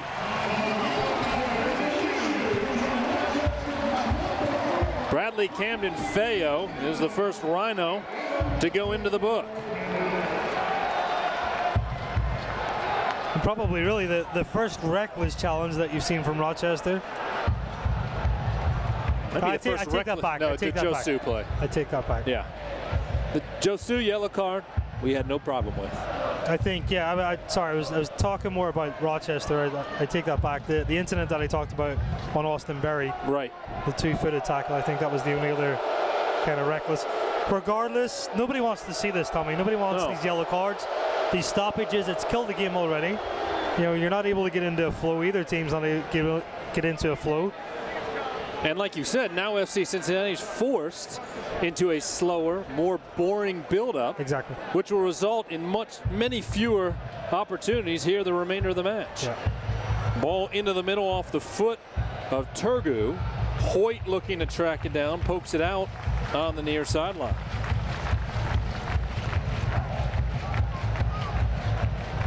Dover touches it back to Farrell. Farrell's pass off the line. And a goal kick coming for Hildebrand. We talked about it at the end of the half. All of this is certainly ruined. What was a really competitive first 42 minutes between two clubs sitting in 5th and 6th place in the Eastern Conference.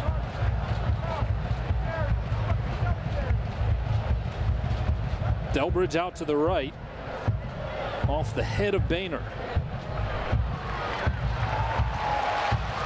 Comes forward for Wiedemann, trying to chase it down in the corner with public enemy number 1. Wall fall there. And Wiedemann, despite his best efforts, unable to play it off a fall. Yeah. Those attempts too, a lot of wasted energy for the FC Cincinnati players. You know, they're going to have to pick and choose their times when to run the balls down. The message from Alan will be, hey, get back into your block, make sure you got your shape. Tomas Gomez, who made a big save on Corbin Bone before GB was sent off to keep it at 1-1, sends the goal kick out into the midfield.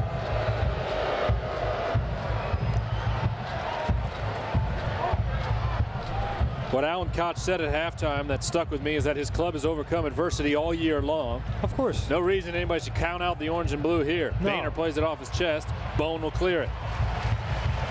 I think that's the approach too you've got to take as a coach. You can't give your players excuses. You know, the frustration's there, but it's got to be gone. You know, you can't have on to or let and allow your players to kind of moan and complain about as the game goes on. It's a distraction. You got to roll the sleeves up and get on with it. All of the FC Cincinnati subs warming up in earnest right now down to our left, so certainly something to keep an eye on over the next 10 to 15 minutes, what Alan Koch decides to do in that regard. Playing a man down here in the 57th minute. Groff got the action started in the 12th minute with his 5th goal of the season to make it 1-0. Then GB had a yellow card in the 27th minute. McLaughlin tied it in the 29th minute, his 3rd goal of the season. GB sent off in the 42nd minute with a 2nd yellow. That is where we stand at 1 apiece here on a picture-perfect Saturday night for soccer. One thing that surprised me just from Rochester, very patient build-up, Tommy. We talked earlier about kind of the shift in the number and trying to use it as an advantage, but even just the decision, it's been very methodical, almost. Dover sends a cross. That's too strong, and then cleared away by FC Cincinnati. The 3rd member of our broadcast team is Lindsay Patterson. Her sideline reports are brought to you by your local Cincinnati and Northern Kentucky Volkswagen dealers. Let's head down to the pitch and check in with Lindsay. Guys, another thing that was expressed in the dressing room at the half, when things get heated out there, do not talk to the officials. Use discipline. Stay focused on us. Your job is taking care of the ball. Thank you, Lindsay. Ball skips off the chest of Forbes. I think he caught his hand, so a handball in the box there will be called on Rochester. And a free kick coming up for Mitch Hildebrandt. Yeah, certainly an important point there, because now you have Hoyt and Josu, 2 key members of this club, playing on yellow cards as well. Josu was very upset after his, and clearly his play was a frustration play, picking up the yellow. Austin Berry had to come over and pull number 99 away. And no doubt a lot will be on Austin Berry, Kenny Walker, another leader there, and a veteran on the pitch to keep everybody organized and calm, cool, and collected here in the 2nd half. Yeah, I'm sure that's in Alan's thoughts right now. You know, those players that you just talked about on yellow cards, with how the game's gone so far, and obviously the referee's inclining to, you know, kind of throw out cards. It's something that Alan's going to watch. He's going to manage it. Maybe that's a reflection of how those substitutions come in. Hildebrandt out into the midfield.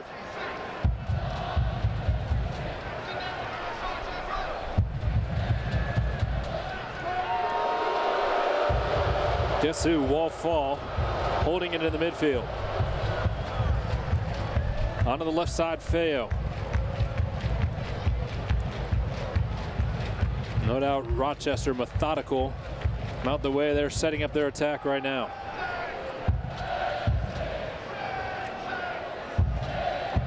Feo lets it roll by. Rochester into the attacking 3rd. Turgu stepped over it. Now Feo will service it across. Comes off the forehead of Hoyt. Rolls out near touchline. Throwing in the attacking 3rd for Rochester. Well, it's interesting just talking about Rochester too, and we talked about this at the very start, Tommy, if you remember. You know, they're a very solid team defensively, but they've not scored a lot of goals. I think the patient build-up right now is kind of suiting FC Cincinnati. You know, it's like, hey, you're not making us chase. We're into a good block. We like this.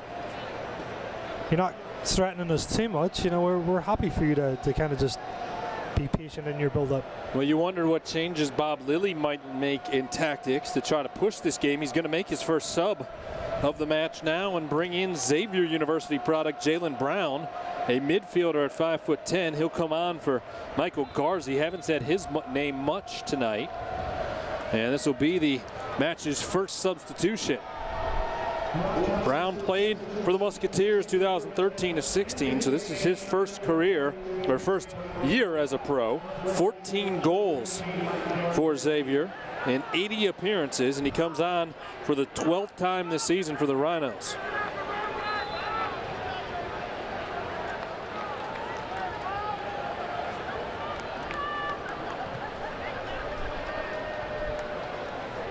Wiedemann battling far side. McLaughlin pulls down the ball that shot up straight into the air.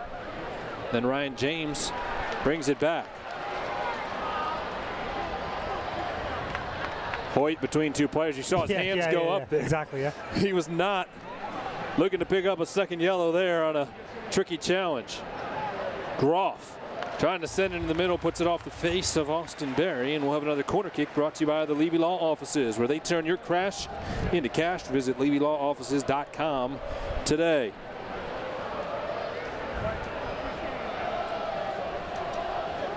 Bernardo Forbes will go over to take it, the midfielder from Kingston, Jamaica.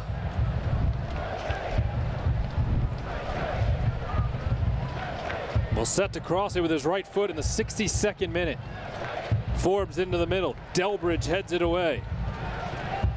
Rochester trying to keep it alive. Turned away by FC Cincinnati. Then Josu is knocked down at the edge of the defensive third. No whistle from Guido Gonzalez. And now Guido Gonzalez is going to call Josu over for a conversation after the fact. Kenny Walker, one of those veterans I just spoke about moments ago there, to make sure it doesn't get too heated.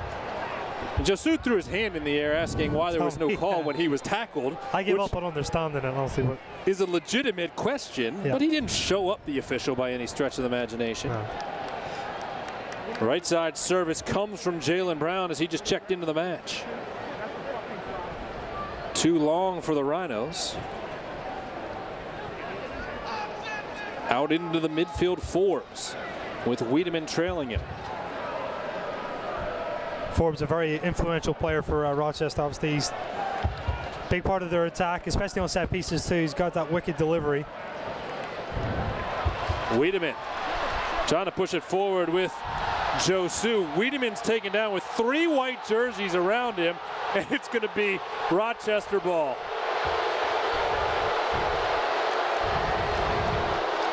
It's tough. You know, Alan's asked for the players not to get frustrated.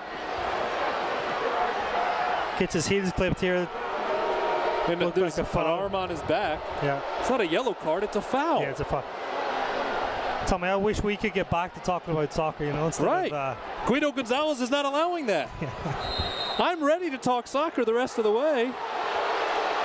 Our match official apparently has other plans. Kenny Walker having a conversation with Guido after that last call. To quote Alan Koch, all of this is bloody disappointing. Yeah, there you go. I don't know any other way to put it. Yeah. And I hate, as a broadcaster, to talk about the match official, really at all, let alone as much as we have tonight. It takes away from the game. Yeah. I think an interesting stat, not just yellow cards, would be fouls committed at the end of the game. See that total tally. Tonight's broadcast of FC Cincinnati is brought to you in part by your local Cincinnati and Northern Kentucky Volkswagen dealers. It's one way to talk about something else. There you go. Keep handing me the sponsorship cards, Kyle. That'll get the attention off Guido. We love Volkswagens.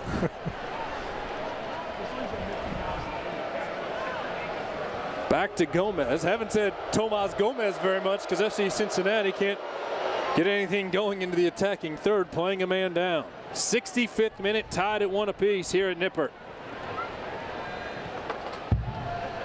Ball sent across the middle, headed away by Delbridge. Josu's going to put his hands in the air after a foul was called. Guido Gonzalez is going to call over Josu for yet another talk. I think Alan Koch is going to have to take Josu out of the match. Well, he has no choice. Yeah, he just looked down the bench. He has no choice. Danny Koenig's going to come on. I'd have to imagine he's coming in for Josu, and they're going to change things around here. Well, to be honest as well, Tom, I think Danny Koenig just coming in naturally, I think is a good move at this stage of the game. You know, I think Josu's a good player and a fantastic player, but you know, athletically, he's not going to be the type of player that's going to give you much more than what he has. Danny Koenig coming in is going to give you that physical presence. Apart from the obvious that he's on a yellow card.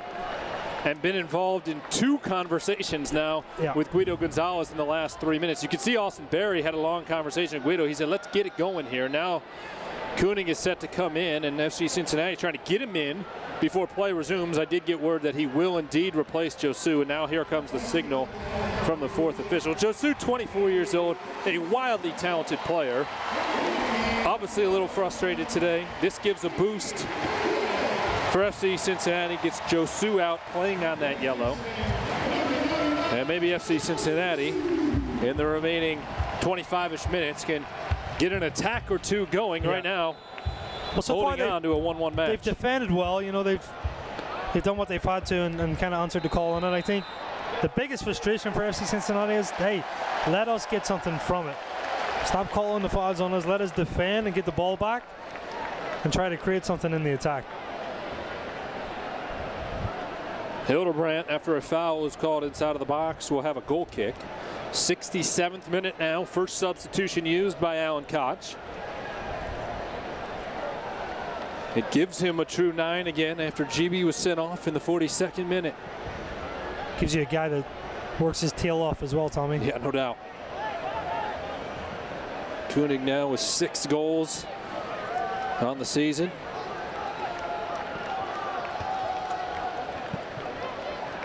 Bone will get it forward out of the chest of Koenig.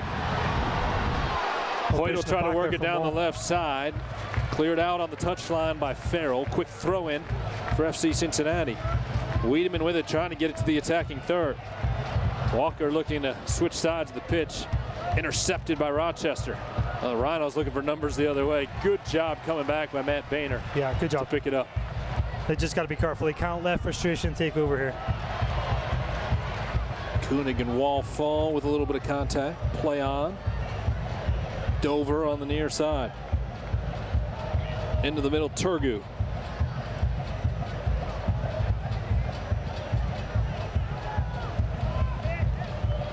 Jalen Brown.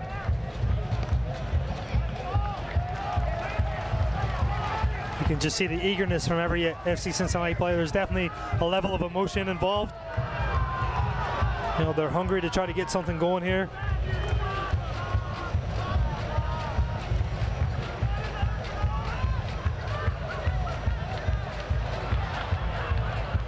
McLaughlin battling on the right side. Out wide to Koenig. Koenig trying to thread the needle and find Matt Boehner. He nearly did. Wallfall turned it away off of Koenig. It'll be a goal kick for Gomez. 23,548 disappointed Cincinnatians right now with how things have played out, but another great crowd here in the Queen City. And with that number, FC Cincinnati now averaging over 20,000 fans per match this season. That's the first time a USL club has ever done that. We've said that a few times over the last 2 years. Yeah. And we're going to continue to say that, I would imagine, here for the orange and blue. McLaughlin up the left side. He has Wiedemann. Wiedemann with defensive pressure closing in. Gets in the box. Wiedemann trying to cross it, and Farrell did well defensively to not give him any options. Well, Tommy, we talked about the crowd, and nothing surprises us. It's certainly not out of the possibilities that FC Cincinnati can keep this tight. We've seen it before. Score late. Turgu with some room into the 18. Turgu with a right foot ripples the net just wide. He almost killed my conversation and walked away with 3 points. Yeah.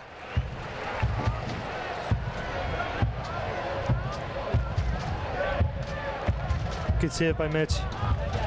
Hildebrandt got a hand on it, so a corner kick coming. It's brought to you by the Levy Law Offices. Visit LevyLawOffices.com today. It comes in the 70th minute. We talked about at the start about Mitch making the saves he has to. For a goalkeeper saving front post, it's a must. Another good reflection of that big save. Forbes will send it into the middle. Barry is there to head it away. I think Austin's been very good tonight. Yeah, he has. Dover out wide to the right, James. James on the service. Headed away by Corbin Bone. McLaughlin and Wiedemann looking for numbers the other way. Jimmy out wide to Wiedemann. And the white jerseys swarm him as the run comes to an end. Rochester did a great job of getting back and kind of just delaying that attack. I think another thing about this guy on the ball, you talked about Austin having a good performance. I think he's been a really good leader tonight too. Yeah. There's a reason he wears that captain's armband on a night when his team has needed leadership. Austin Barry certainly has provided it. Second sub coming here for Bob Lilly as the chess match between these two managers will continue. Stefan de Freger, the midfielder out of New Hampshire, played at Dartmouth. They're going to go, forward to back here. We thought we'd see this sooner or later. Koch made the tactical move early, resulted in a goal for McLaughlin to tie the match at 1 apiece. Now, it is the turn of Bob Lilly to try to mix things up and find a go-ahead goal. FC Cincinnati pushing into the attacking third, a bit too long for McLaughlin. Quick throw-in from Ryan James. Freger, who just came on, will send it into the middle.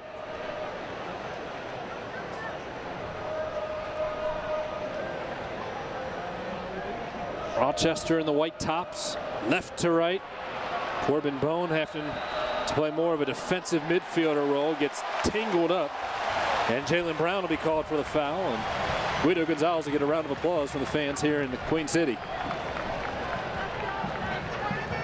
The longer this game goes on to, it's definitely going to suit FC Cincinnati more. Just saw Rochester change. They're going to try to get something from it. FC Cincinnati are getting ready to make another change to provide what we talked about, those extra fresh legs. Well, here comes the counter by Alan Koch after the move by Lilly. Kevin Schindler, the 6'3" German, will make his USL debut. He played in the friendly on Monday against Valencia, but his first league match in America. Schindler played at the highest level in Germany in the Bundesliga and replaces Jimmy McLaughlin.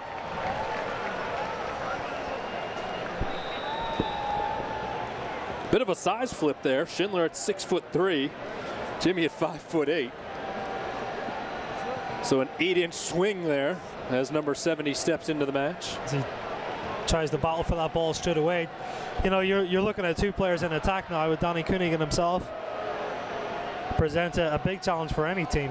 The more and more that we talked about with set pieces too. All it would take is one here, and this might be it. Yeah. About 35 yards away, a handball is called on Rochester. Now suddenly you have a 6'3" target in there to go along with Harrison Delbridge, Austin Berry. Justin Hoyt will not come forward. He'll provide that preventative coverage. Danny Koenig. Plenty of options here for Kenny Walker. 75th minute will roll into as Walker will set to put his right foot on it. He's got to test Gomez here. I talked about it earlier. He's got to try to bait him to come out a little bit. Walker mishits it and puts it over the frame, trying to send it far post. Yeah, it just overhits the ball. I'm sure he's going to be a little disappointed in himself with that. What I think has been impressive since GB went off, you've seen Walker, and I talked about Barry's leadership, but everybody out there has been directing traffic, making sure that everybody in orange and blue is in the right spot. 100%. When Rochester's coming the other way. Great communication tonight for the home side. Yeah, and you know, up until this point, I think they've defended really well. You know, they've done what Allen's asked of them. Kept some good defensive shape. Now they're just with that change, Tommy. I think Allen's like, all right, I'll take a point. There's no reason I can't go after 3 though. Absolutely. And Schindler is experienced enough that he'll know he has to get back. He's got to play defense. Nobody's pushing all forward here by any stretch of the imagination. Meanwhile, Rochester to the attacking third. Fall, looking back post. To be offside, yeah. Flag was up. Mitch knocked it away at the last moment, but the flag on the near side went up, and offside is the call.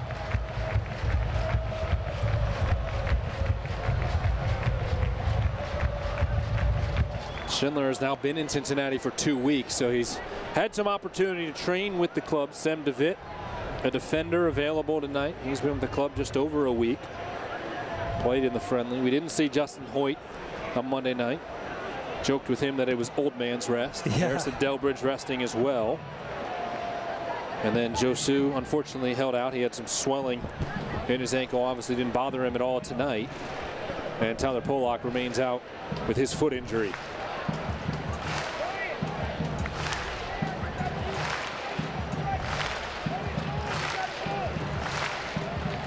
FC Cincinnati fans make a life-saving blood donation at Hawksworth Blood Center July 31st through August 5th and receive your exclusive Hawksworth Blood Orange FC Cincinnati shirt. Visit hawksworth.org/FCC to schedule.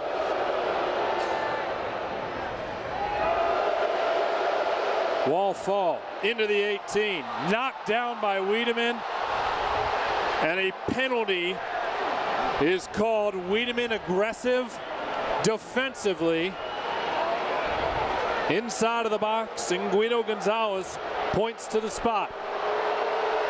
Just Fall being involved again adds a little bit more controversy to this game. There's definitely contact on the play, Tommy. Wiedemann's asking for an explanation. That's another veteran out there for FC Cincinnati. We have the fortune to look at it again. Yeah. Too much of his body into him. Yeah, just leans into him, overzealous to try to get the ball back. Can Mitch Hildebrandt draw up another miracle here at Nippert? Fall has 4 goals on the season and will take this PK with 23,000 on their feet booing him. Fall to the left, tallies his 5th of the season and covers his ears as Rochester takes a 2-1 advantage.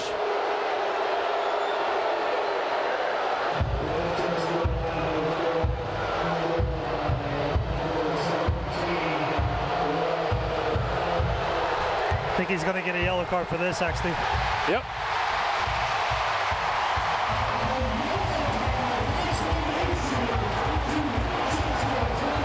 So Fall on the celebration. He's calling it back. Interesting. He's already given him a yellow card. And now Guido Gonzalez barking at him. Yeah. Well, Guido Gonzalez has made it clear he is the show tonight. No doubt about it, Tommy. It's unfortunate for the support on a beautiful night here. Bob Lilly is livid. Kenny Walker is not happy. And the star Guido Gonzalez signals ready for play. I'm not sure what is beyond bloody disappointing, Kevin, but we're on the verge of it. Well, and we can't head on the arc. Fair enough. That's when you know you're a veteran broadcaster, my friend. Congratulations. Yeah, no, it's, you know, one of those things. What do you do next, right, for Alan Koch and his team? Yeah. He's got to be a bit more direct, obviously, with the play. There's no point in going build up. You're playing with 2 targets. He's going to call Kyle Gregg into the game. That's going to be his 3rd sub. He's got to go 3 at the back, most likely. You know, and you've just got to throw the dice.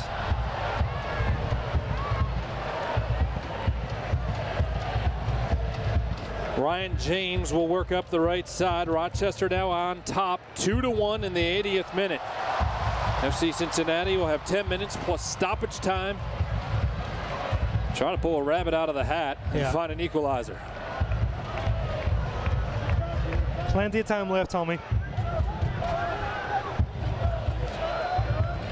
And you got to talk. I mean, for the penalty, I do think it was a penalty. Right. I don't think there's an argument in that at all. I think it's the other poor decisions that have come that have, you know, kind of totally changed that game. I think Andrew Wiedemann probably knows that it was a penalty. Did not see a big argument from Wiedemann. He's going to call another one. Handball in the box. Now Austin Berry is furious. We're going to see another penalty kick in the 81st minute. Such a bizarre game. I'm going to have to see this replay. Schindler, I think they're saying, touched it with his hand, while Fall will take another.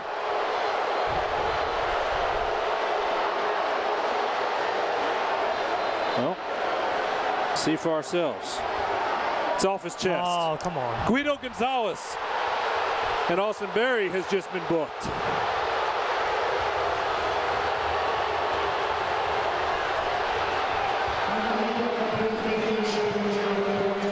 This is as bad as it gets, folks. It's not even close to touching his hand.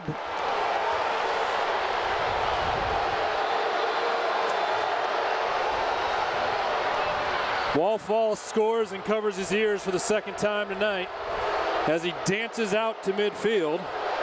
I'm sure Guido will have words with him once again to get the camera on him some more. 3-1 Rochester as Wallfall scores on a penalty kick for the 2nd time.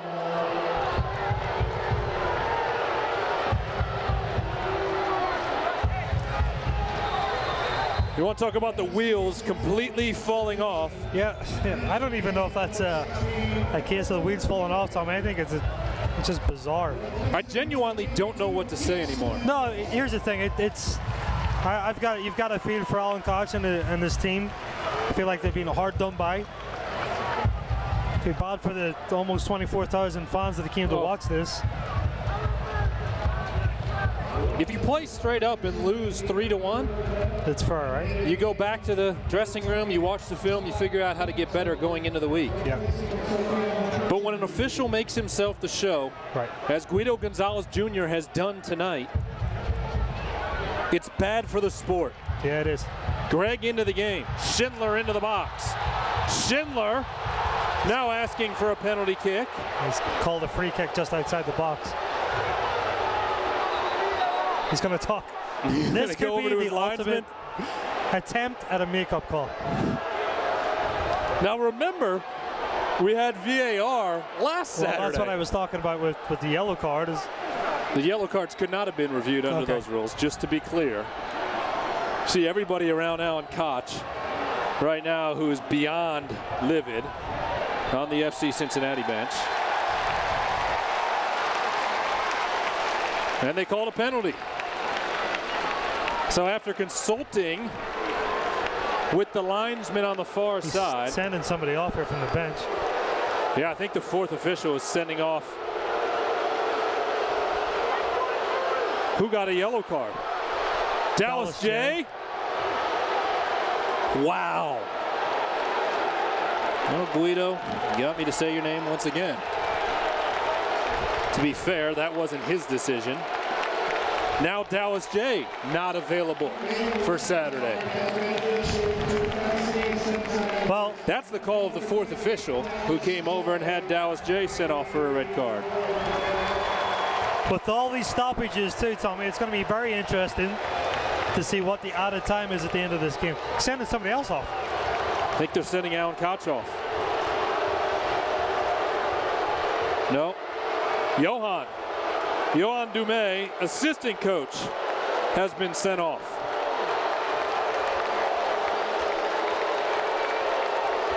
I've called a lot of games in a lot of sports. I've never experienced a match so poorly officiated as what I have experienced in the last 2 hours. Tommy, I wish I could say the same thing. I really do. But I've witnessed similarities.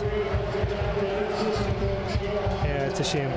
So Johan Dumais issued a red card. Dallas J issued a red card. Meanwhile, Danny Koenig is going to take a penalty kick that could make this 3-2. Yeah, gives in the 85th minute with probably 10 minutes still to be played. See what Koenig can do here. I'm running out of space on my notebook to keep track of all of this.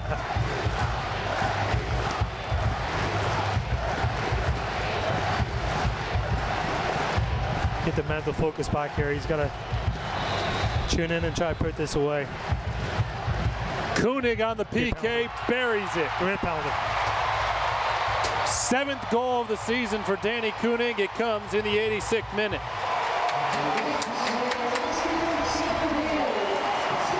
So 3-2, Rochester. All of a sudden, the orange and blue have hope. I'm going to talk about the mental strength of Danny Koenig on this. Settles himself in the billy end, puts it away. That's a true professional right there, Tommy. FC Cincinnati's going to come after him here. Got to gamble, yeah. Got to press it. Koenig and Gregg flying up the field after all of that. Certainly got momentum back here a little bit. Nippert Stadium's right behind him, Tommy. Chance of FCC echoes throughout the building. Wiedemann going to throw it in the inside of the attacking third. Out to Kenny Walker. Walker chips it into the box. Gregg trying to get to it will collide with Gomez. Guess who's going to the book? Guido Gonzalez. Why not? You get a card and you get a card and you get a card. It's like the Oprah show out here. 87th minute. Kyle Gregg into the books. He's going to play blackjack leader, Tommy. Well, Let's count them up. 1, 2, 3, 4,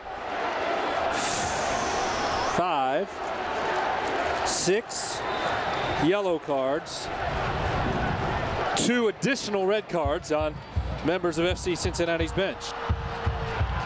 I can only imagine there's probably about 7-8 minutes of out of time. Well, things have been lively down on the pitch, so let's go check in with Lindsay. Yeah, guys, you can hear the fans out here, almost 23,000, probably on their feet, but there was a lot of frustration on the FC Cincinnati bench. Everybody on their feet wanting to know what's going on with some of these calls. Well, a foul was called there as Jalen Brown pulled on Matt Boehner.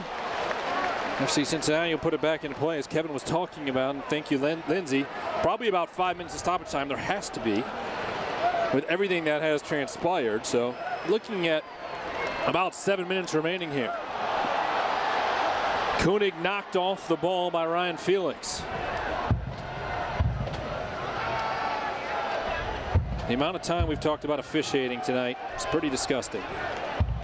Delbridge has it deflected away, and then Barry comes over to help and sends it back to Hildebrandt. Just got to be direct, you know, the way they've set up. Schindler been in there, obviously with Donnie Koenig as well, and Greg. You're not going to get points or goals for obviously style on this. They've got to try to make this as effective. We don't know if there's 2 minutes, 7 minutes, 10 minutes. Well, the remainder of the game, put it that way. Yes. 3-2 Rochester, a team that FC Cincinnati has never beaten, on top here at Nippert Stadium in the 89th minute. Don't even have to tell you who has possession as the boos come out from the 23,000 plus here at Nippert.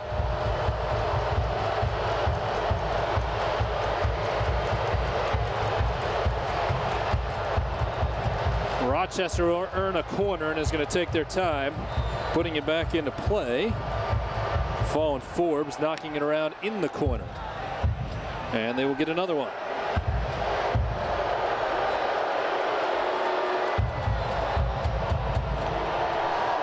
The crowd in the corner there is getting pretty heated, it sounds like.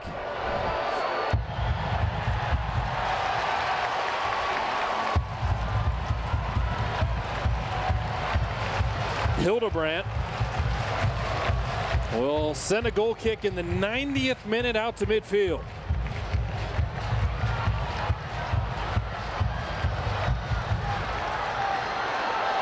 Forward for Koenig. 4 minutes of stoppage time. I mean, does that surprise you at this point? I wouldn't have been surprised if it was 2. Boehner sending it into the box. Nobody there. Turned away by Rochester, who is packing it in.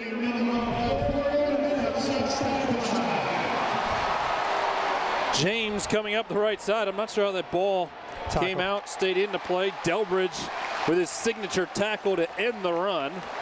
Rochester going to take its time throwing it back in. Certainly has been an interesting night here at Nippert Stadium. And listen, Tommy, not in an enjoyable way.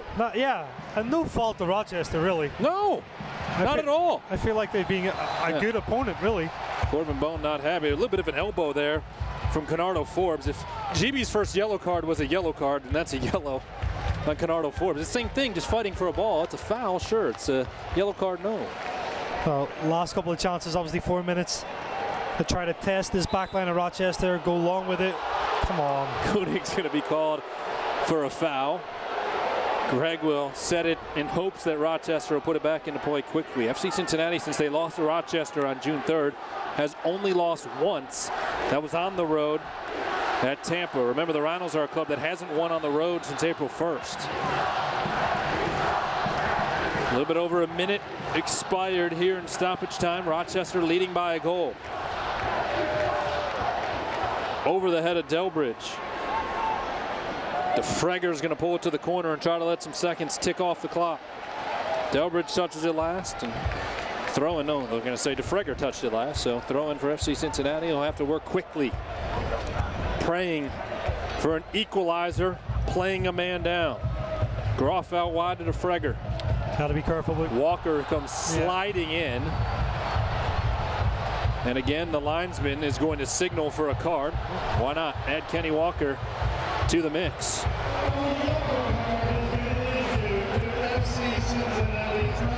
Walker picks up a yellow card. There's their threshold. Kenny Walker's 5th of the year. That will not end in a suspension, though, because he got the good behavior bonus and had one reduced because he went 5 matches without a yellow. So 5th of the season, but only the 4th in the eyes of the disciplinary committee, who's going to be a little busy tomorrow, I think, back at USL headquarters down in Florida. I think, regardless of the outcome of this game, too, I think Alan's going to try to keep his players calm. Yeah. There can't be any kind of repercussions after the game, or additional sendings off that's going to hurt them.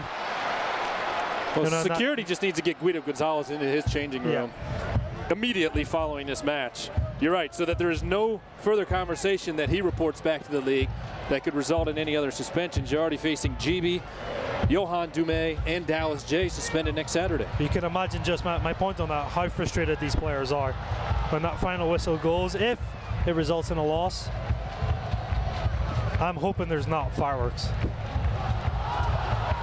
Rochester way offside. 1 minute about left in stoppage time.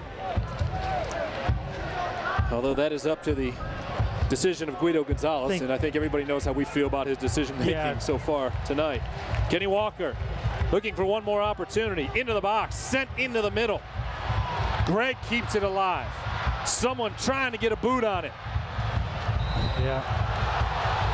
And Greg's going to be called for a foul as Kenny Walker was teeing it up, trying to send it forward.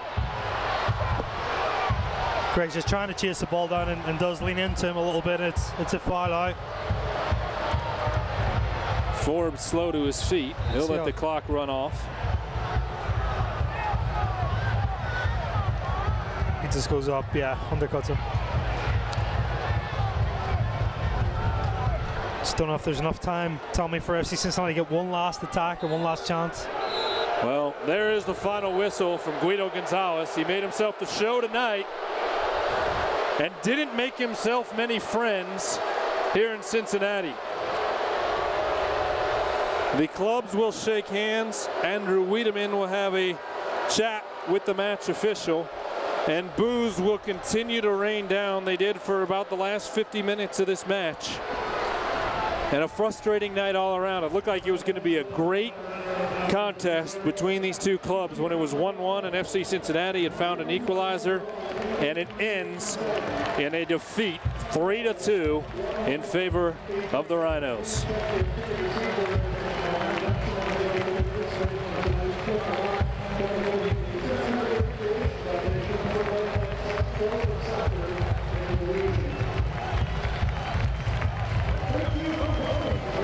So the two clubs exchange hugs, and Guido Gonzalez will have extra security as he heads to his dressing room. Tonight's moment of the match is driven by Toyota.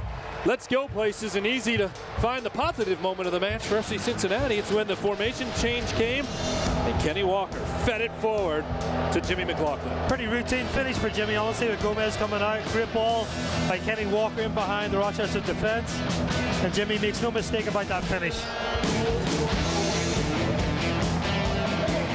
So Jimmy McLaughlin gets his 3rd goal on the season. Let's go down to the sideline and check in with Lindsey Patterson, who's with Alan Koch. Coach, tonight was one of those nights where it's impossible to get something going. Frustrating comes to mind. Yeah, incredibly frustrating, obviously. We worked very, very hard all week long to get ourselves ready for the game. And there's obviously certain elements we cannot control. And that's the hard part of this business, is focus on what you can control. But this is incredibly frustrating. It was ridiculous tonight. There were so many individual moments that weren't managed correctly, which is ridiculous. You want to come out and give both teams the right platform to showcase themselves. You get a fantastic crowd that comes out, and every individual that steps out on this pitch owes it to everybody to make sure they come out and do their job. And unfortunately tonight, there were people that didn't, and I think we all know exactly what I'm talking about. Thanks, Coach. I'm raising my hand. I know exactly what Alan's talking about. Guido Gonzalez took over the match tonight. I'll go ahead and say it. And the way that he officiated for 90 minutes tonight is bad for the USL, and it's bad for the sport in America. Kevin and I will step aside and take a break. Wrap it up when we return. Rochester victorious 3-2. This is FC Cincinnati Soccer.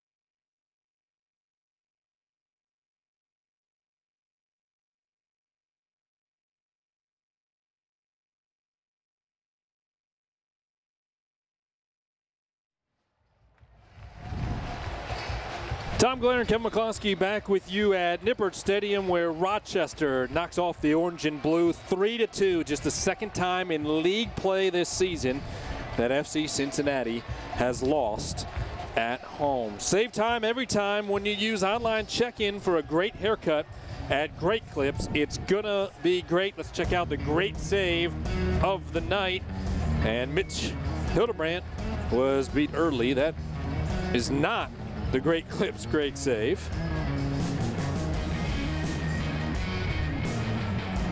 Well, Mitch Hildebrandt did make a save, I promise you. We didn't see it there. Wrong clip fired. But Mitch Hildebrandt did make a great save early on when it was 1-0, Kevin. Yeah. And that was a big moment early in the match to keep it at 1-0. Yeah, no, he made a big-time save, I think, in the second half, too.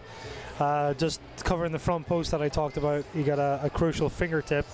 And, you know, good performance by Mitch. There's not much he could do, I think, tonight, obviously, with the other factors that played into the game.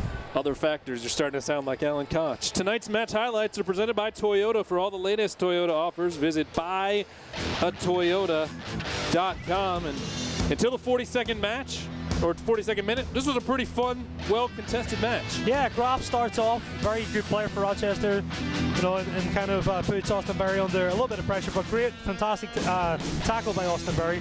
Here's the goal again, just showing Graf's quality. Does well to kind of turn on it. Good finish off the half volley off the post. Puts Rochester into the lead. Try a couple of different things. A game where this is the save here that Mitch makes to deny that additional goal. And then this is the goal from FC Cincinnati. Great ball over by Kenny Walker. Very routine finish by Jimmy Walker as Gomez runs out. Just slots it into the back of the net. McLaughlin picks up his third goal on the season for Kenny Walker. That is his fourth assist. He leads the team in that category. Corbin Bone, big moment there, took a shot. Gomez wasn't called on often because of how this match played out. But then here's the moment that changed everything. GB on the challenge, fall in a heap of pain, and GB picked up his second yellow card, sent off, and FC Cincinnati had to play a man down, and things just spiraled from there. Fall with a penalty kick in the second half. That made it 2, and I got to look through all my notes and try to find the goals amongst all the bookings. Then Fall had another penalty kick, and we agreed the first penalty kick was a warranted call on the challenge by Andrew Wiedemann. The second one was not a handball by any stretch of the imagination. Danny Koenig had a penalty kick and a nicely composed shot there from number 11. But, you know, the last finish from Danny Koenig, that's what I'm going to focus on, Tommy, at least. Yeah. Just to have that, you know, kind of resiliency and mental focus and put the ball away just as a reflection of how good of a professional he is as well.